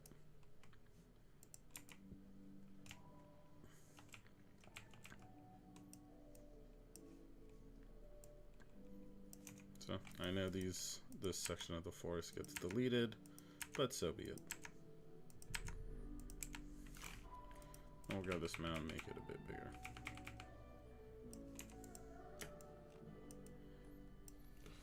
All right.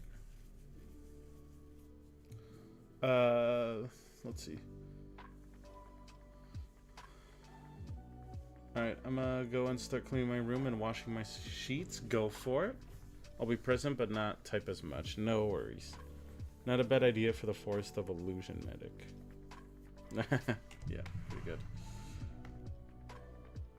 Oh, wait, I missed something. What I thought was due to the curse of the forest, all people who went in are bound to never find a way out. Those trying shall end up at the same spot they started. What if... we can combine that with the village. What if they always just find themselves back at the village? And so that's the community of people who are lost and can't get out. So every time they go in the forest, they just eventually reappear in the village, and sometimes it could be weeks, hours, or even months.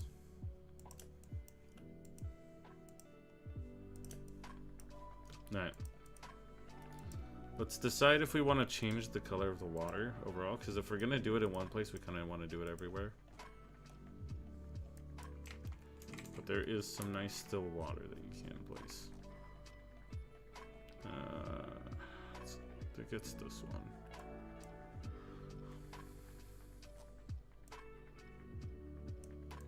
Color. Saturation is a little less. So if that's the case, we'll come over here to background. I think, give me 1 second, Matt. Go a little forward in the Lofi playlist.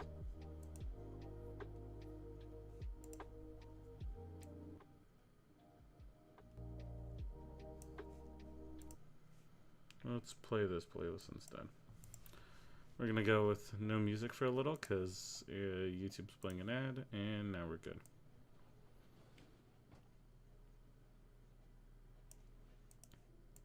Alright, let's get back into it. So if we want to place this water, oh whoops, we could over here. It would be a darker scent of water to go with. This is surprisingly not the water I remember. Perhaps it was the other one.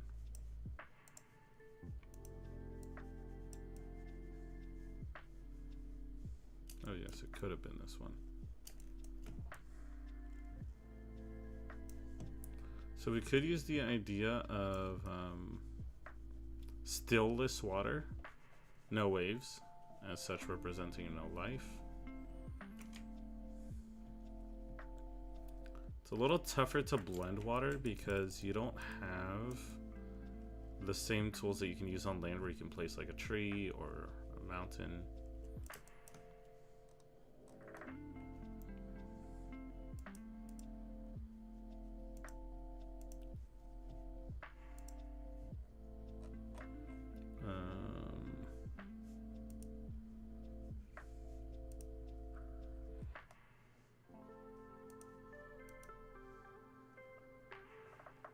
I believe there was a way to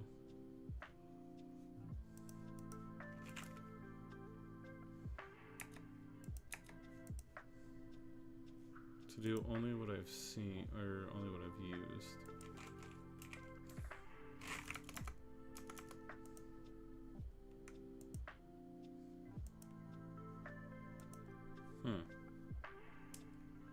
Have the mist and the fog go into the water. That is actually a good idea.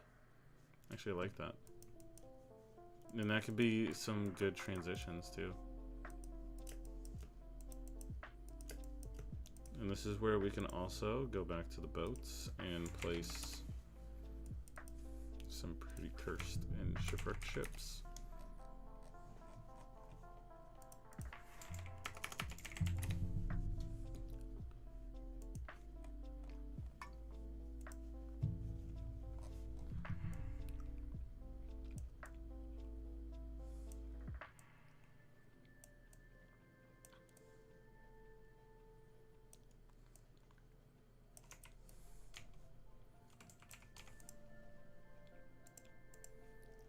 Okay.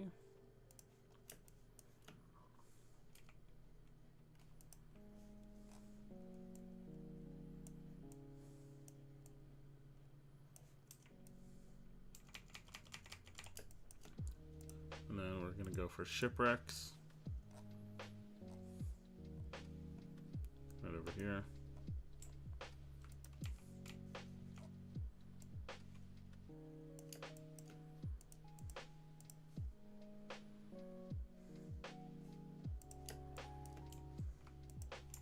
Place some by the cliff.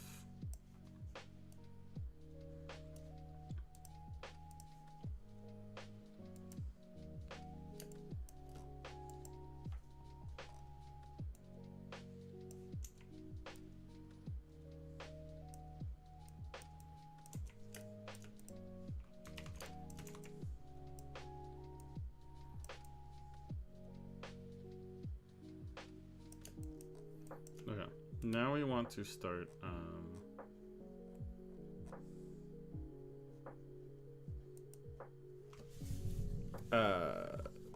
what's the right word for it? Merging the waters. So let's go back to the water we used, which I believe was this one. We colored it to be blue. Around there. Increase the saturation. But we're going to go to opacity and do 0.3.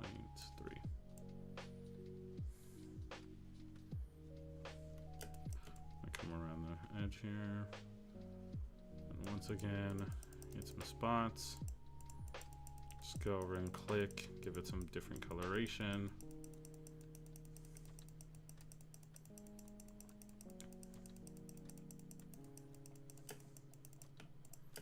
And we've blended.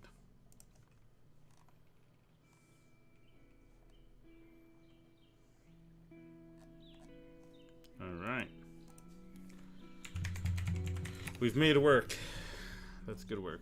Let's see. I was hoping for a destroyed lighthouse.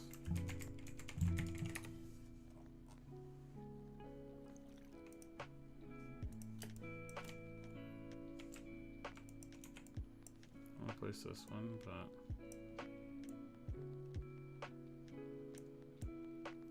nah, maybe not. Maybe we can't make a destroyed lighthouse.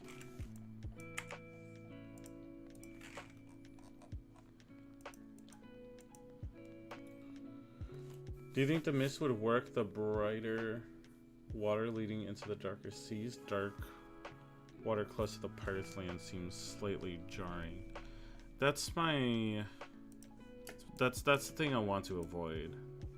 Is I don't want to put the dark water mixing around there.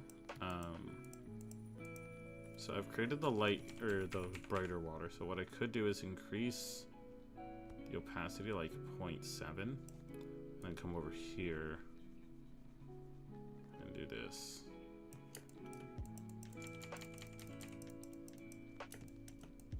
Could also just overall change the color of the water here.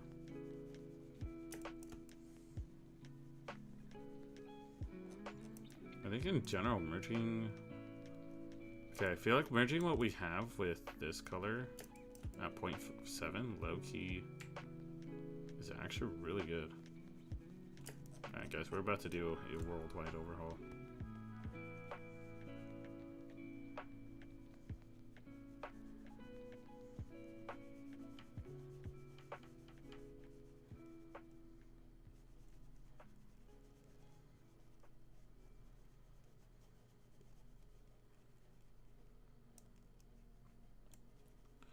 Have you ever heard of Black Rifle Coffee? You know, it's funny. My friend just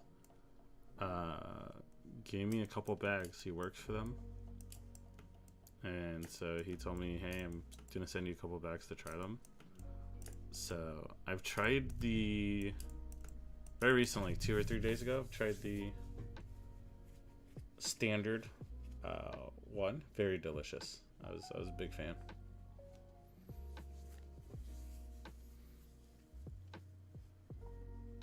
Especially with all the different coffees I drink.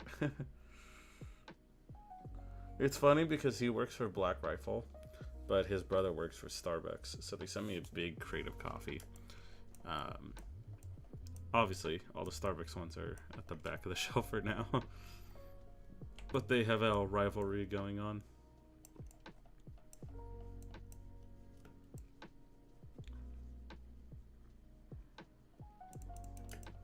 Okay.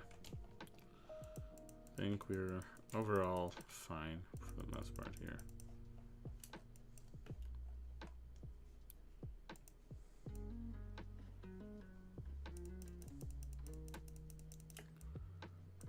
Tacto squash. I'm gonna assume that's one of their flavors. I got a Teddy Roosevelt one and like an AK one. It's a strong dark one, but it's rich. It sounds that does sound delicious.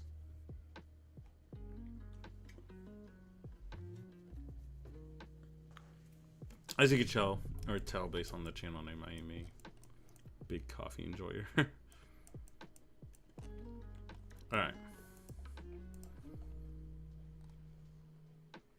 I think we've done enough.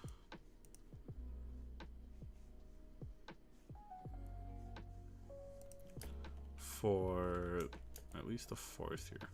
So I wanted to kind of put those are kind of mid. I like their darker roast. Yeah, he told me he tried to get me his favorite flavor, whatever it was, but I guess they were out, so he was like, next time.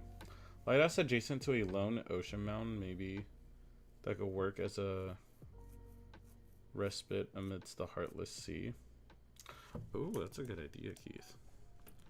Because we could have a light tower that does have someone in there, and he could kind of give them information before they head further into those waters. Kind of like a warning, too. The old Seamus.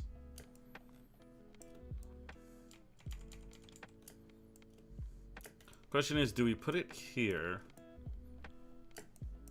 or closer around here? Perhaps right here.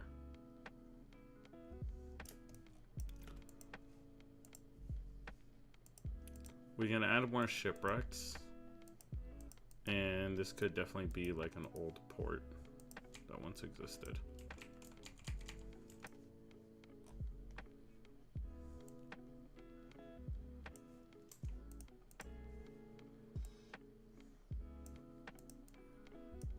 And what we do is we grab one of those light tools again.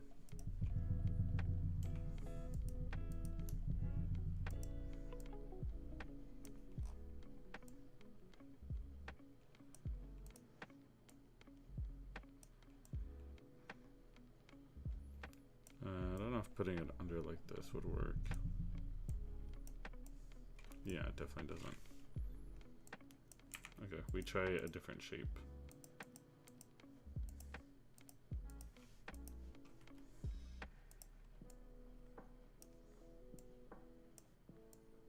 There we go, it could work.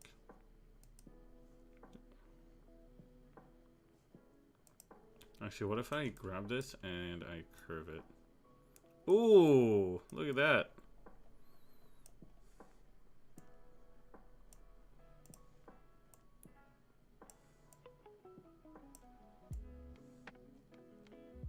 Just don't like that I can't change it to like yellow. It always looks weird.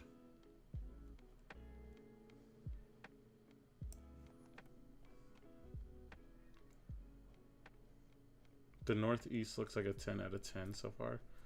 Yeah, I'm a big fan of what it's coming out to be. I don't look for 15 minutes, and there's a whole new section. Looks very good though. Not a very good lighthouse with all those shipwrecks around. It's a terrible lighthouse. The guy should be fired, to be quite honest. But his employers were the ships that sunk in the water. So he kind of has a permanent job. He's stacking that 401k. Okay, I don't get why this is green. Okay, let's delete it. Let's go to this. Is it because of the water? Does... Oh! Okay, we figured out the culprit. So how do we change this? I think we change this by putting a landmass by the water. Or the lighthouse, I mean. So we'll make it very small. And just a little bit of land by it.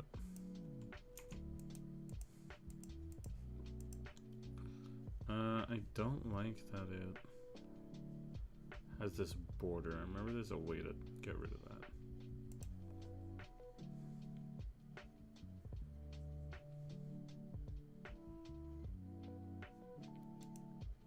Is it the ripple effect? Yep. Okay, cool. Get rid of the ripple effect for all of them. But I'm okay with that. Could also... No, I like the inner shadows. Ooh, yeah, let's add these outer shadows. Outlines are nice as well. Okay.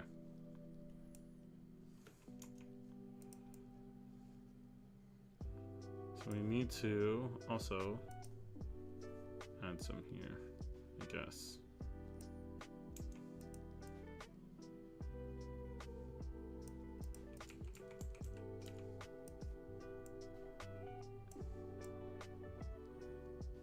Yep, okay, we got it.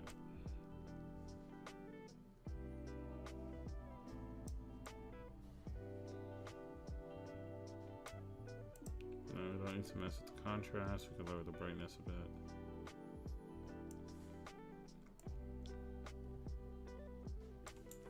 There we go. Now, how much can we surgically remove without losing the color?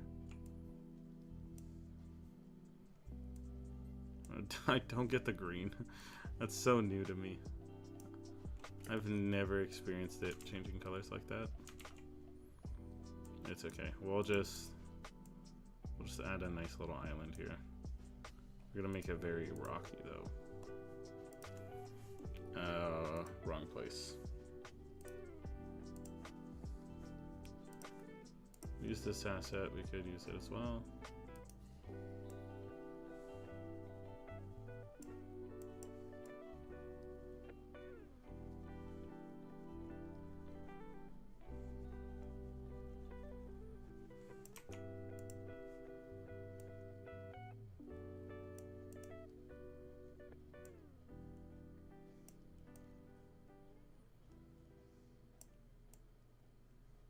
Once again, it's getting a bit weird. It's like if I do blue or something, it's super noticeable, but...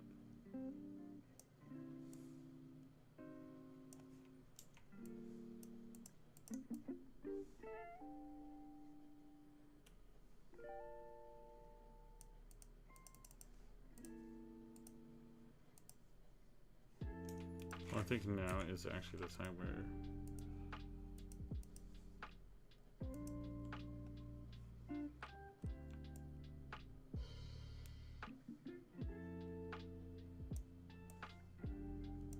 What if we don't increase saturation but the brightness?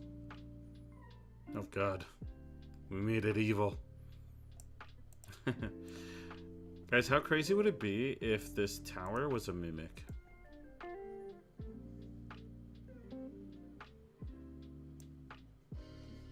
Okay. Would it be weird if I grabbed this too? Like all directions.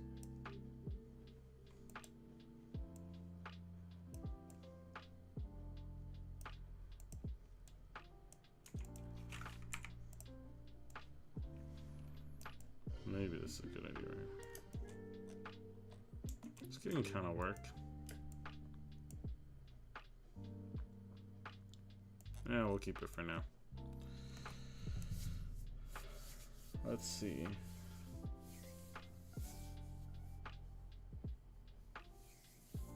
As you walk into the lighthouse, you see that hanging from the support beams are 8 different cages, each filled with a skeleton in different states of decay. Like the title mini screen of Uncharted 4, the Isle of Inconvenient Accidents. This is like OSHA's worst nightmare right here. This is the island they're scared of.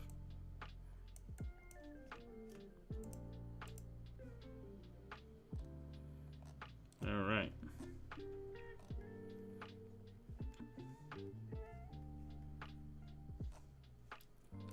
With that, we need to create some kind of area here for some reason. Something to do.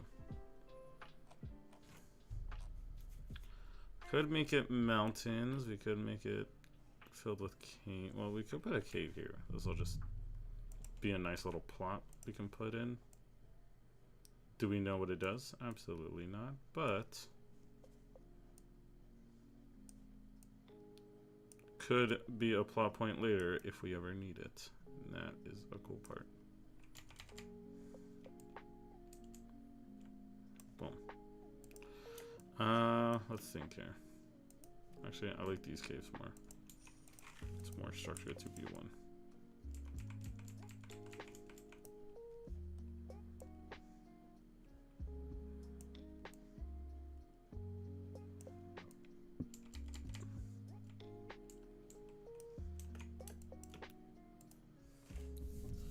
Mountains could be cool. Yeah, that's what I was thinking too.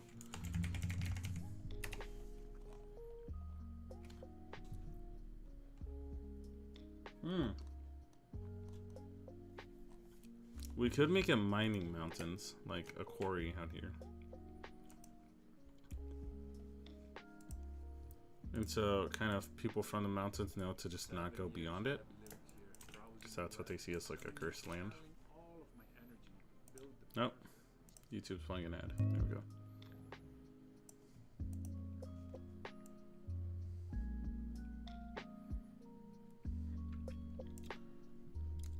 The Cave of Man-Eating Spider is very original. Never thought of those ideas. Trust me 100%. You know, if we wanted to add it, Medic, there are spiders. There they are. What if we just put a giant one that is... so just walking around here. There he is. What if it's like over the town? It's protecting it. We sees it as its children. But it's dead. It's like a skeleton.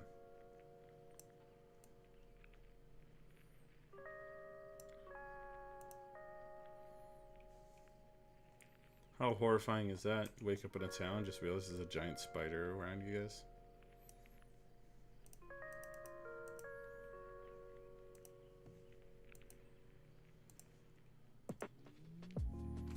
I think there's other types of spiders. Oh yeah. Oh no, I can just, oh wait, no, yeah. Ew. I'm gonna have you guys all look around your room. The reason I said spiders because I have very bad fear of spiders. Yeah, I do not blame you. They are not fun. Yeah, arachnophobia. I think it's like the second most fear in the world. The first one is like public speaking. I believe so. I'm not crazy by saying that, right? The largest phobias in the world. We're about to learn something, guys.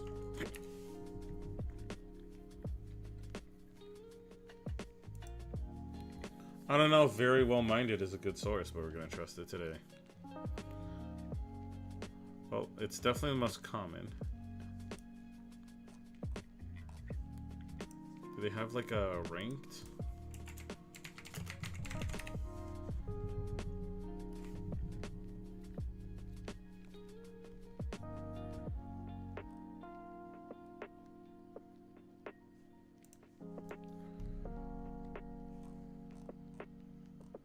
Just need to know number one. This is just a list. Take my word for it. I think I read some of that. Like the second one was arachnophobia. All right, so we want to add these mountains, but I also want to add like kind of like a quarry. Is quarry an option here? It is not.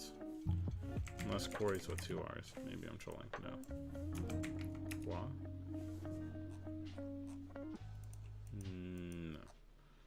No. Craters. I think there are craters. Yes. Could use a crater. Oh, there we go. Yep.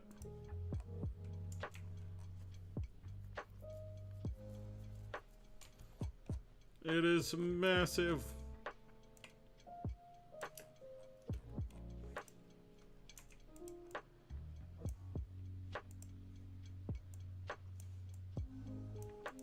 So we could place these mountains on either side. We could have this quarry over here. I don't like the blend of this quarry.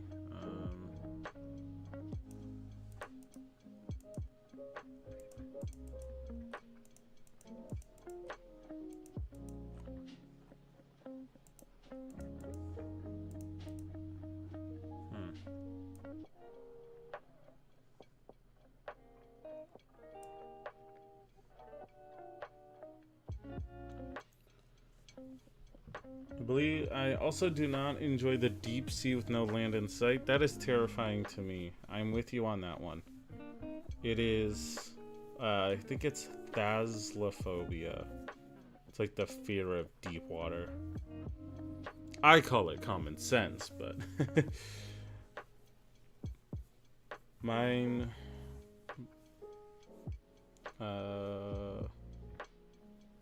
mine might have what you are looking for as well. I give myself a stroke. I'm trying to read.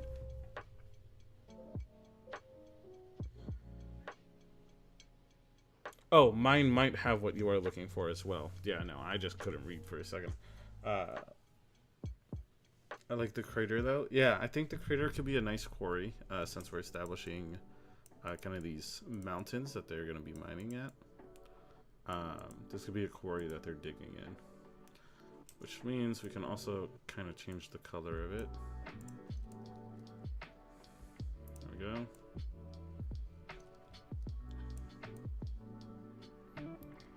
That's nice. And the same thing for this one. We're just gonna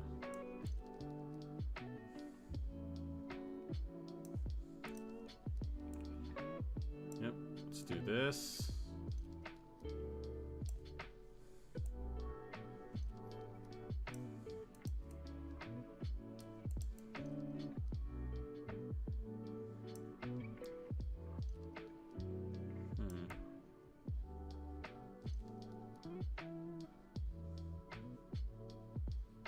I don't like how this is like, if you notice, the door like phases when I move it here.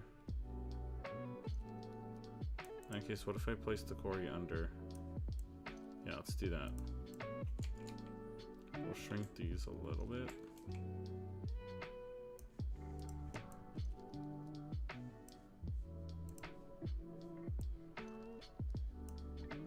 We'll just do it like that. And then we just need normal old mountains to cover up the rest of it.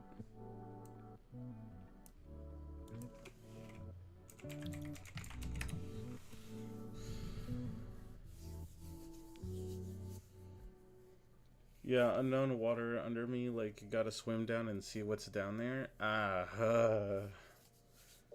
The crater of knowing unknown. The man crater of pillars, just as a little reference to certain media. A bunch of rune knights in those mountains. Yeah, they could be digging up some runes. That's actually a very cool idea.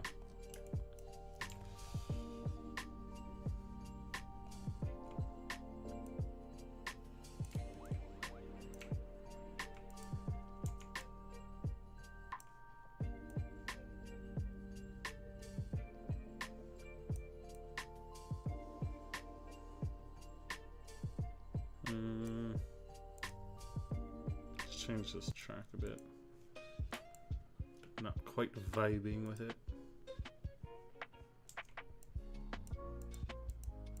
Nor am I vibing with this one. Oh, it was playing at 2x speed, that's why. It's actually a really good track. Do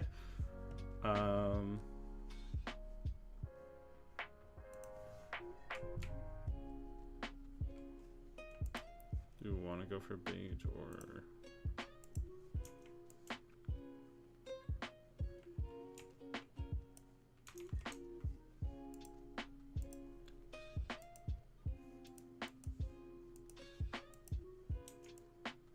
No.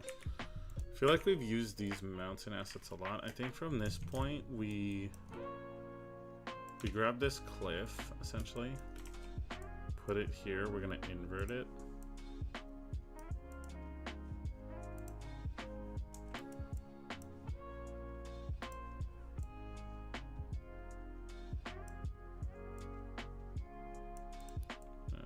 Let's do it like this. And then once again the brush tool.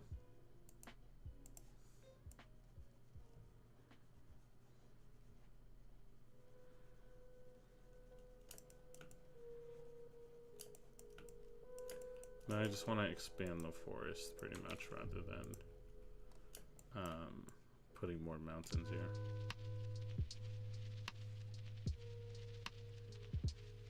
What we could have is to place a stronghold here as well.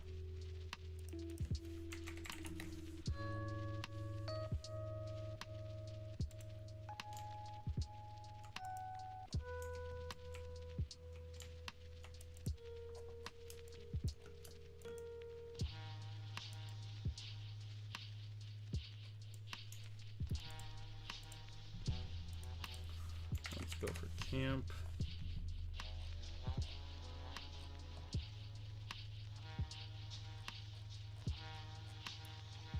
I guess I'm looking for a tent.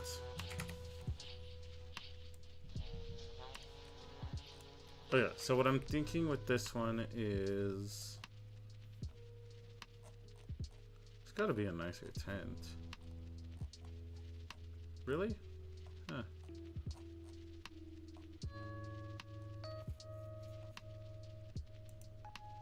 Oh yeah, there we go. These ones. Okay.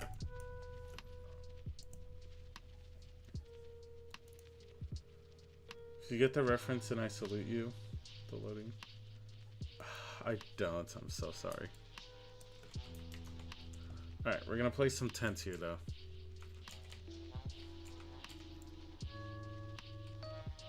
Just gonna place a bunch and then we will actually, I don't want it like that. I'm gonna place some here too.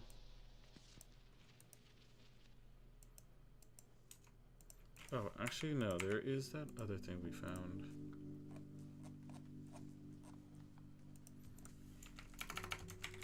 I typed in keep? No, I typed in camp.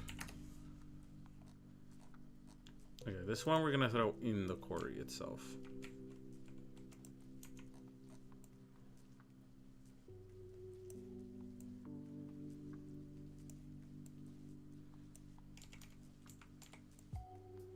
There we go. And then we will place these camps around here.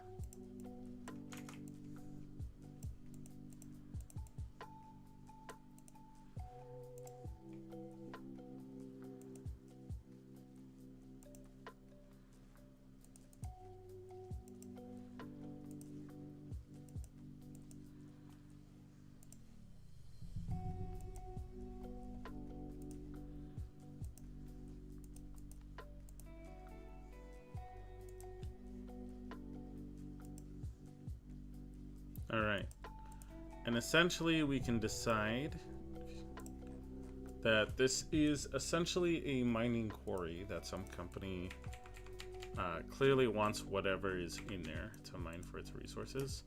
So there's a couple quests that they can get in. If they head to the camp to get work, they can go down. They can go into those mountains and deal with other stuff, or we'll have this stronghold here be sort of a headquarters for mercenaries that deal with slaying whatever abominations come from this forest up here. And altogether, we've concluded essentially 3 quests in a way.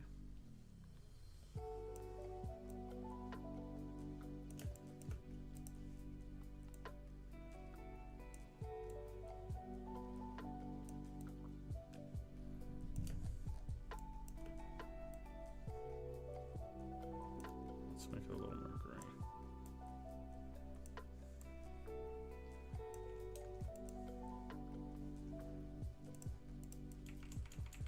And these mountains should be a little bigger.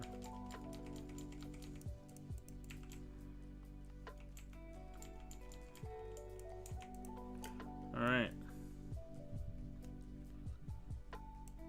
Welcome, Kaiju. No worries. Disappointed, immeasurable, my day's ruined. I know that one.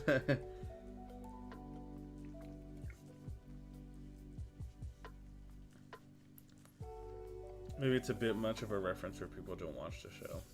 Maybe, yeah. Alright, we need to give a name, guys, for this town over here. You guys are free to name it. I'm gonna give you guys a second to think of ideas. And the last thing we want to think about making, as we're kind of getting closer to the stream's end, is maybe possibly a desert. So we might leave it for tomorrow. I am getting unfortunately pretty sleepy, and I hope my tongue will heal so I can talk better, which might have to be the case. So in that case, we will close it off with naming the village and naming the quarry. So thank you, Kaicho. I'm glad you liked it. We essentially made a little pirate area over here with Twin Peak Cove. We finished out kind of this northern section. We haven't named stuff here yet. Willow Woods. I am a big fan of that. So we could come over here. We could name it the Willow Woods and give the town itself a different name as well. We're gonna change the font to something more eerie and disturbing.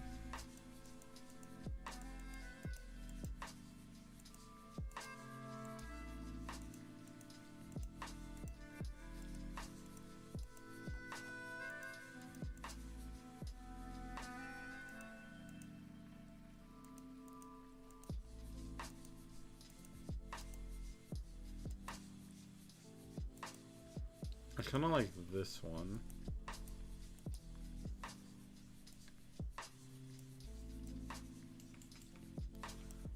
Let's increase the spacing on it.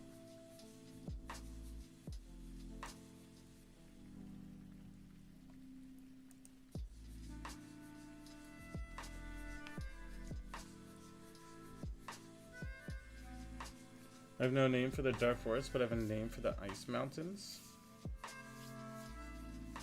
Grackle Stew could be an interesting name for the town. It could be Weep or Wep. What's your name for the ice mountains? I assume you're referring to these ones over here.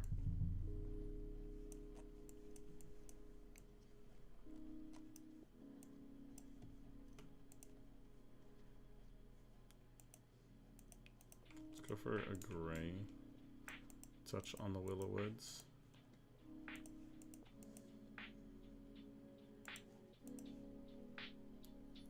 The only thing that sucks is trying to... There we go, select the text again.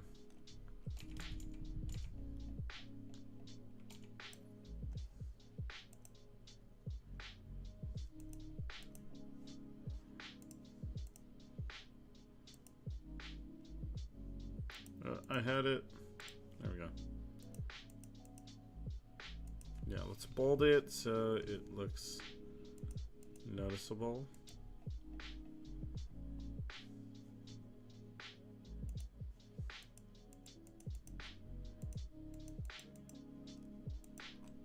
don't think any of these will make a difference.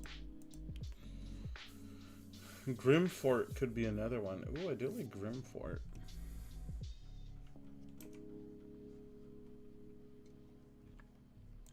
Let's do Grimfort for now.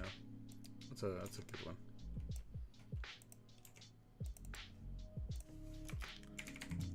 Grimfort. We're going to reset the spacing on it. Change the text.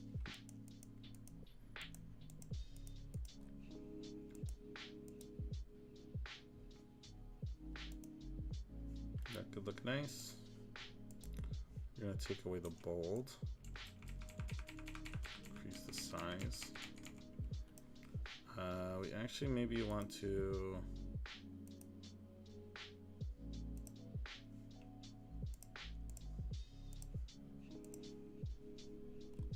lower the curvature on it. Could do this. Bring it up like that.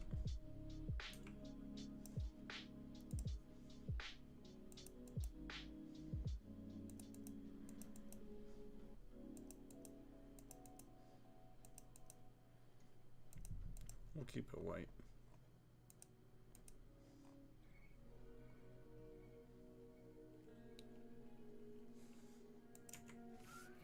I was thinking Village del Ghiaccio?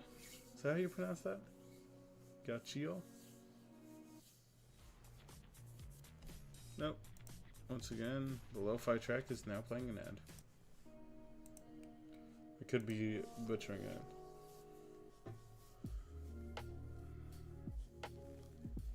Village del Ghiaccio is what I'm thinking of. I could be so wrong.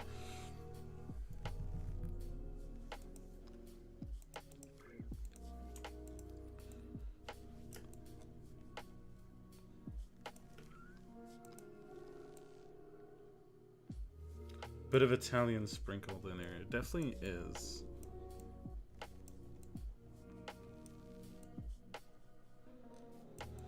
We're gonna, I think since we put in Grimfort here, we're gonna grab that other village name you have, Medic, and we will pin it for another village.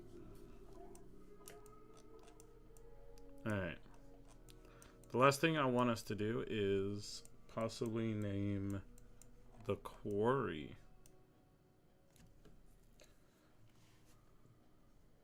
Most English speaking say it like that, so you can keep it there if you want. Fair enough. Man, you're beginning to convince me to purchase Incarnate. You know, you should tell Incarnate that I will be their best sponsor at this point. It's a really nice tool for making maps. I haven't tried too many other ones. For me, when I first started, Incarnate was like the best. It was only $5 a month, which is not bad.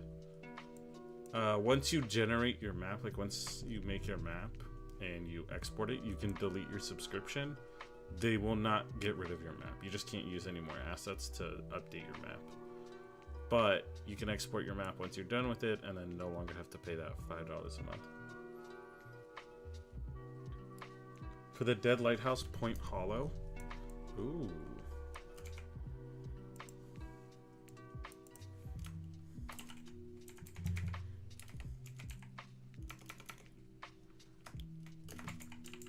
Do it next to each other right here. It's almost like resting on the tower itself. Let's change the font a bit. There is like a C script, but there's also a pirate one. Let's do the C script. I kind of like that.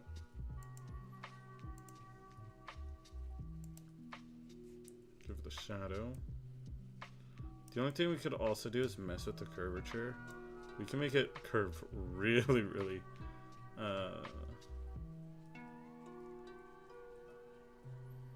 Make it curve, make it very bendy. I kind of like that idea, actually. Kind of right there. Other than that, I have no idea what to name anything anymore. Names are very tough. Because my names consist of references to other media, which might get on someone's nerves for a while. You know, sometimes it's unavoidable. It is. Like, even for me, I've flat out told them, like, hey guys, at some point after you make so many maps in so many locations, also, some places just have really, really nice names that you're like, hey, that just sounds awesome. I kind of want to make a city name that. There's nothing wrong with it. Dreadstone Quarry. That does roll on the tongue very nicely. So for this one, Dreadstone Quarry. Quarry is spelled like that, right? Am I crazy? Oh, it's 2 R's. This whole time.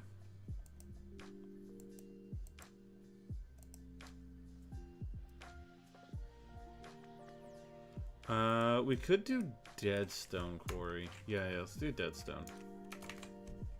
So we'll do Deadstone Quarry. Change the script.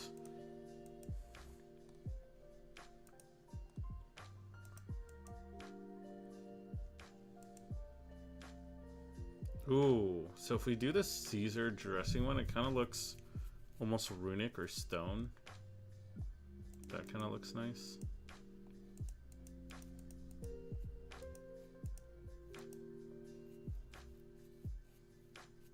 Ooh, but I do like this, the way this cube connects to the A. Alright, let's do that. I'm thinking for this one, I'm going to increase the line spacing. So I can put one word at the top and one word at the bottom.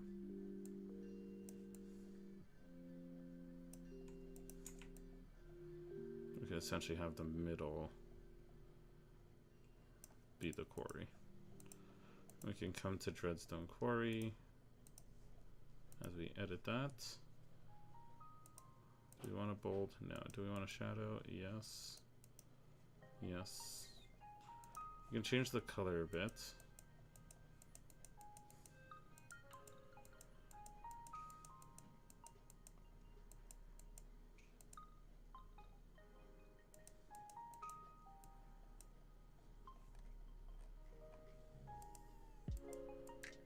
What if we make it brown? Kind of give it a earth look.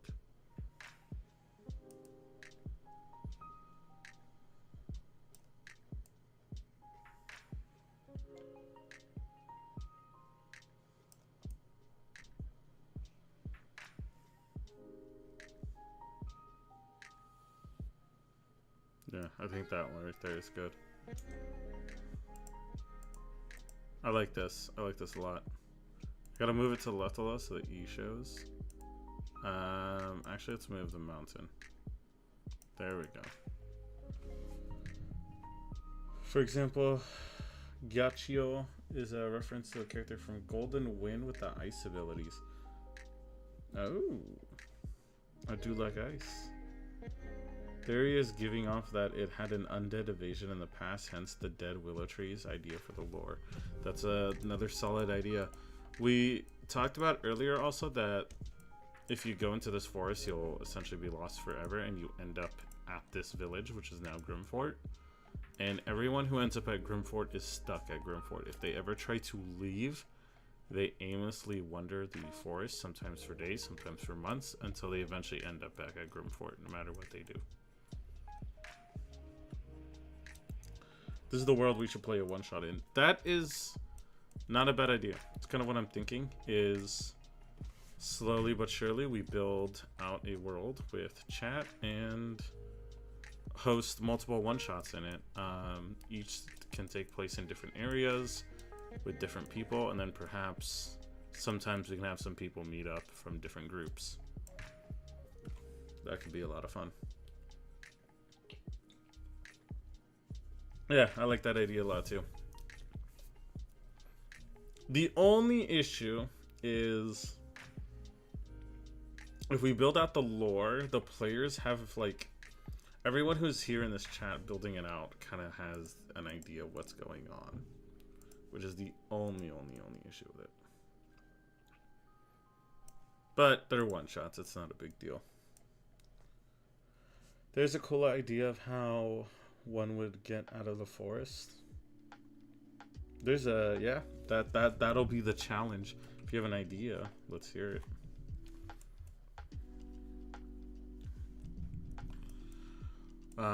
We could name this mountain range as well. Put the axis up. From here, line spacing goes back.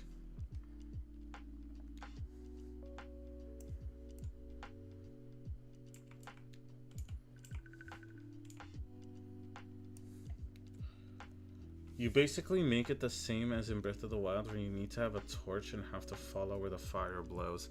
That is really, really cool.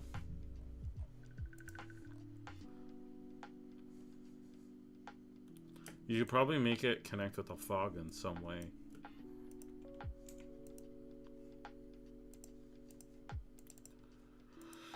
All right.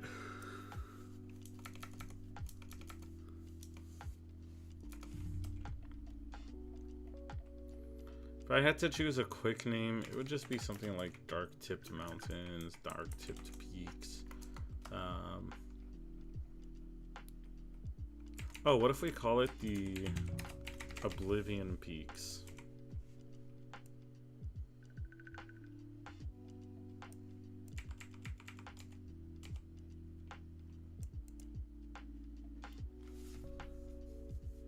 Maybe it involves an eldritch rune that must be unearthed, and with it, it will lead you out. It would even be the heart of the forest fog. So we can combine the two, and that the fire on the torch leads you to the cave where you find the eldritch rune in.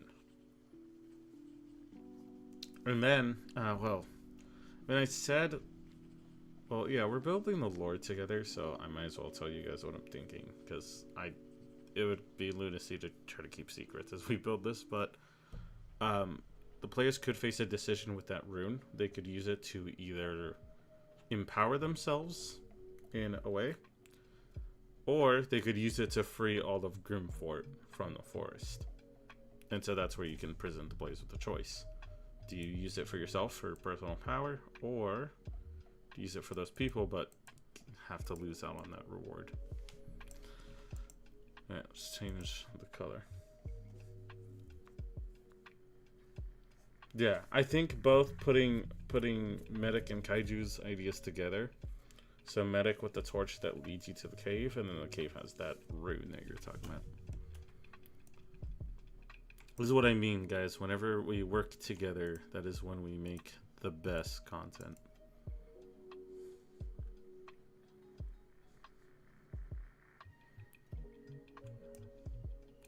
Yeah, let's just make Oblivion Peaks nice. A nice white color.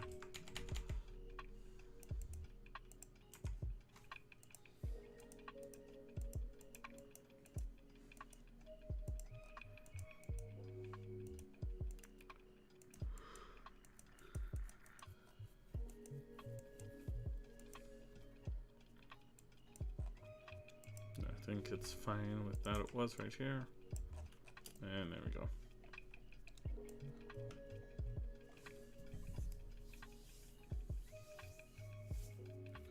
All right. Do you think that super high mountains would have snow-capped summit in Tibetan or no? It usually would, unless we want to say that the mountains are completely dead. Like they're high enough to not be sustainable for life, but it doesn't quite have snow on it just yet. I don't know if we can put snow on top of a mountain, like customize it that way. Well, I guess you could if you do the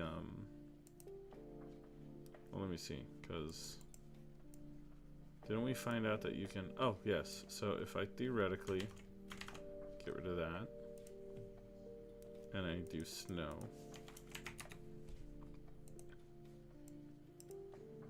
could I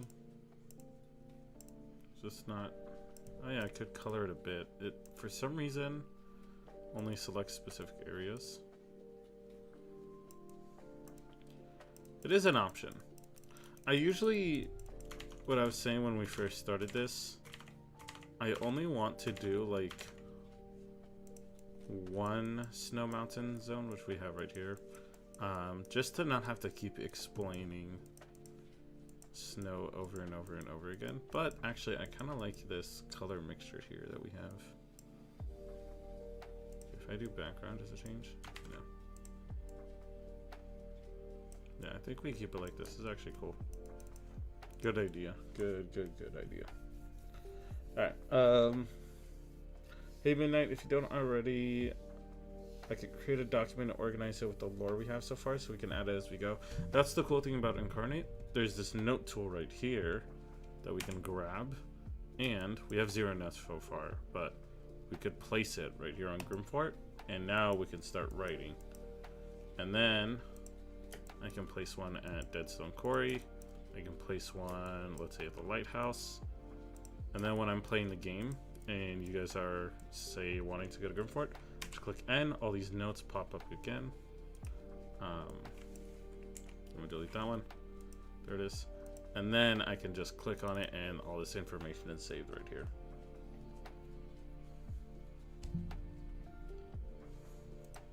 So, typically note title, I put the name, so Grimfort, save it, and then when I click on my notes, as you can see on the left, Grimfort is titled right here. So, if I quickly,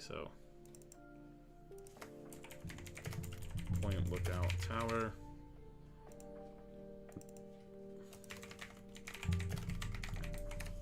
Deadstone Quarry, and then you can see the 3 of them are right here, so I could quickly click on what I need to know, which is really nice.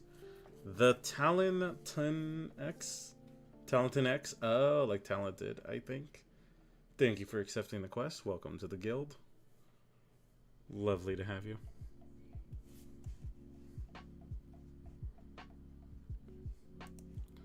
All right.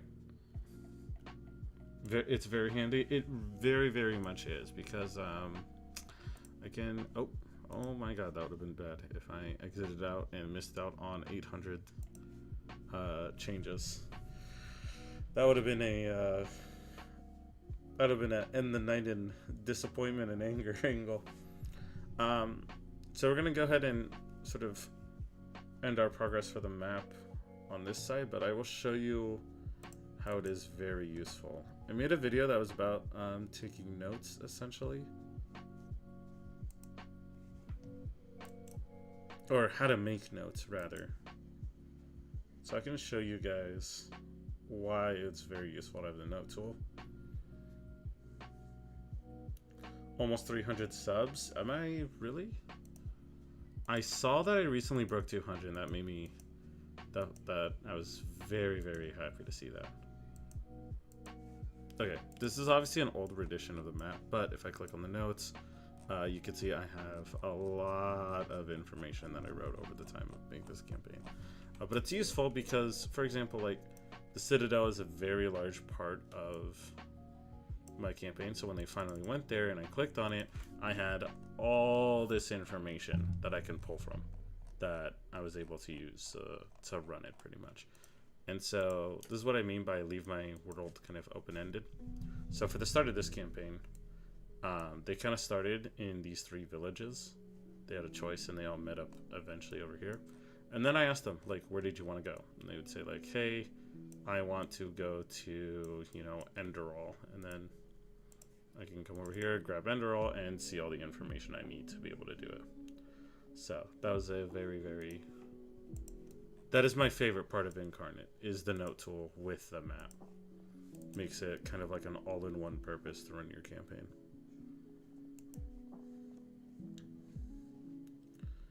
And so that's kind of been the best part about it, and the most fun.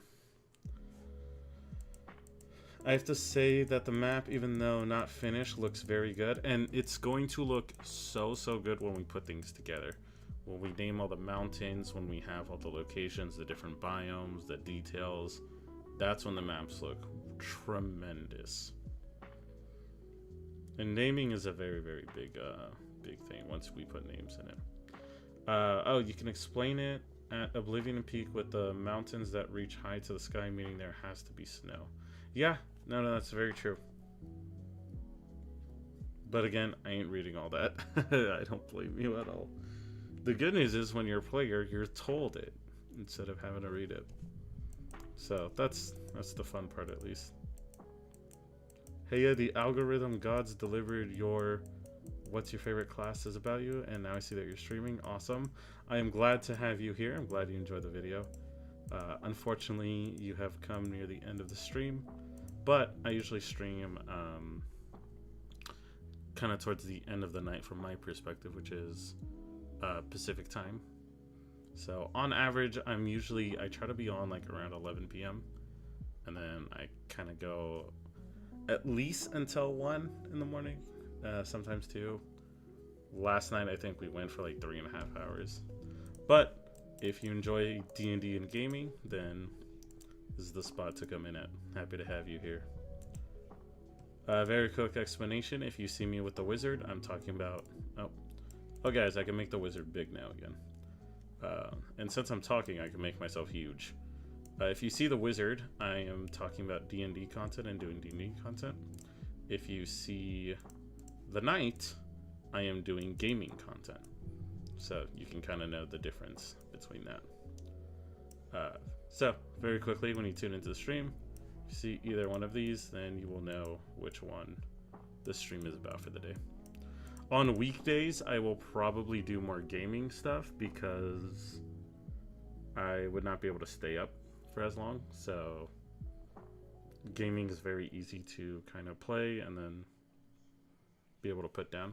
With the Wells Fargo active cash credit Oh, card, the Lofi's playing an ad. We got ganked. And then on the weekends, I really like to do the D&D stuff. But we were just making a map together as a community.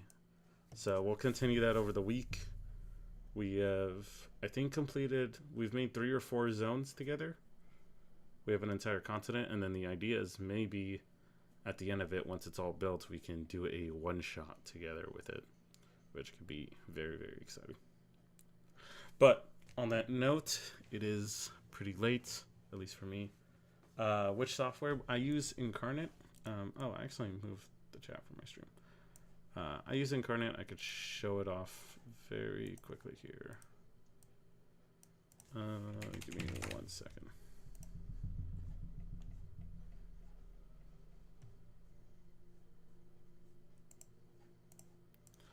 There we go. So I use Incarnate. This is what I do to make my maps. They have like a free version where you can use some of their assets, but other than that, it is like $5 a month, which isn't crazy, but it is still a monthly charge. I could show you real quick just what we were working on. It's 10:36 a.m. for me. Good morning to you, medic. So as you can see, we've made this zone real quick for the first day. We've made this little pirate area, and then more importantly, we've created this for the stream today. So that's been our fun. I have World Anvil and Campfire currently. I've heard very good things about World Anvil. That's also a very, very good one. I don't know if they added it in. At the time, I know World Anvil, I think, didn't have the note tool that Incarnate does, which is really nice. When you're running campaign, you can kind of click and then write out the information you need. But it's very possible they added that in. But Incarnate, I'm sure they all have an Explore tab right now, which is very nice to use to be able to check out what other people have made too. Sweet, looking good. I enjoy the aesthetic of your map. I'm glad you do. I have made several maps over my years of DMing. This was the first one that I've made. Then I've made this one, and then finally the last one I made was this one, which is probably my most detailed map because this is when Incarnate started introducing like 8K resolution. So you're able to make very big maps and zoom in and make them very detailed as well. Good morning, random guy. Good morning. But on that note, hopefully my tongue heals tomorrow, so I'll be able to talk way better. But it's late at night for me, at least. I'm going to go ahead and head to bed. Everybody have a great rest of your day or a great night, depending on where you guys are at in the world. I'm glad you guys have tuned into the stream and have enjoyed the videos. Take care, and like always,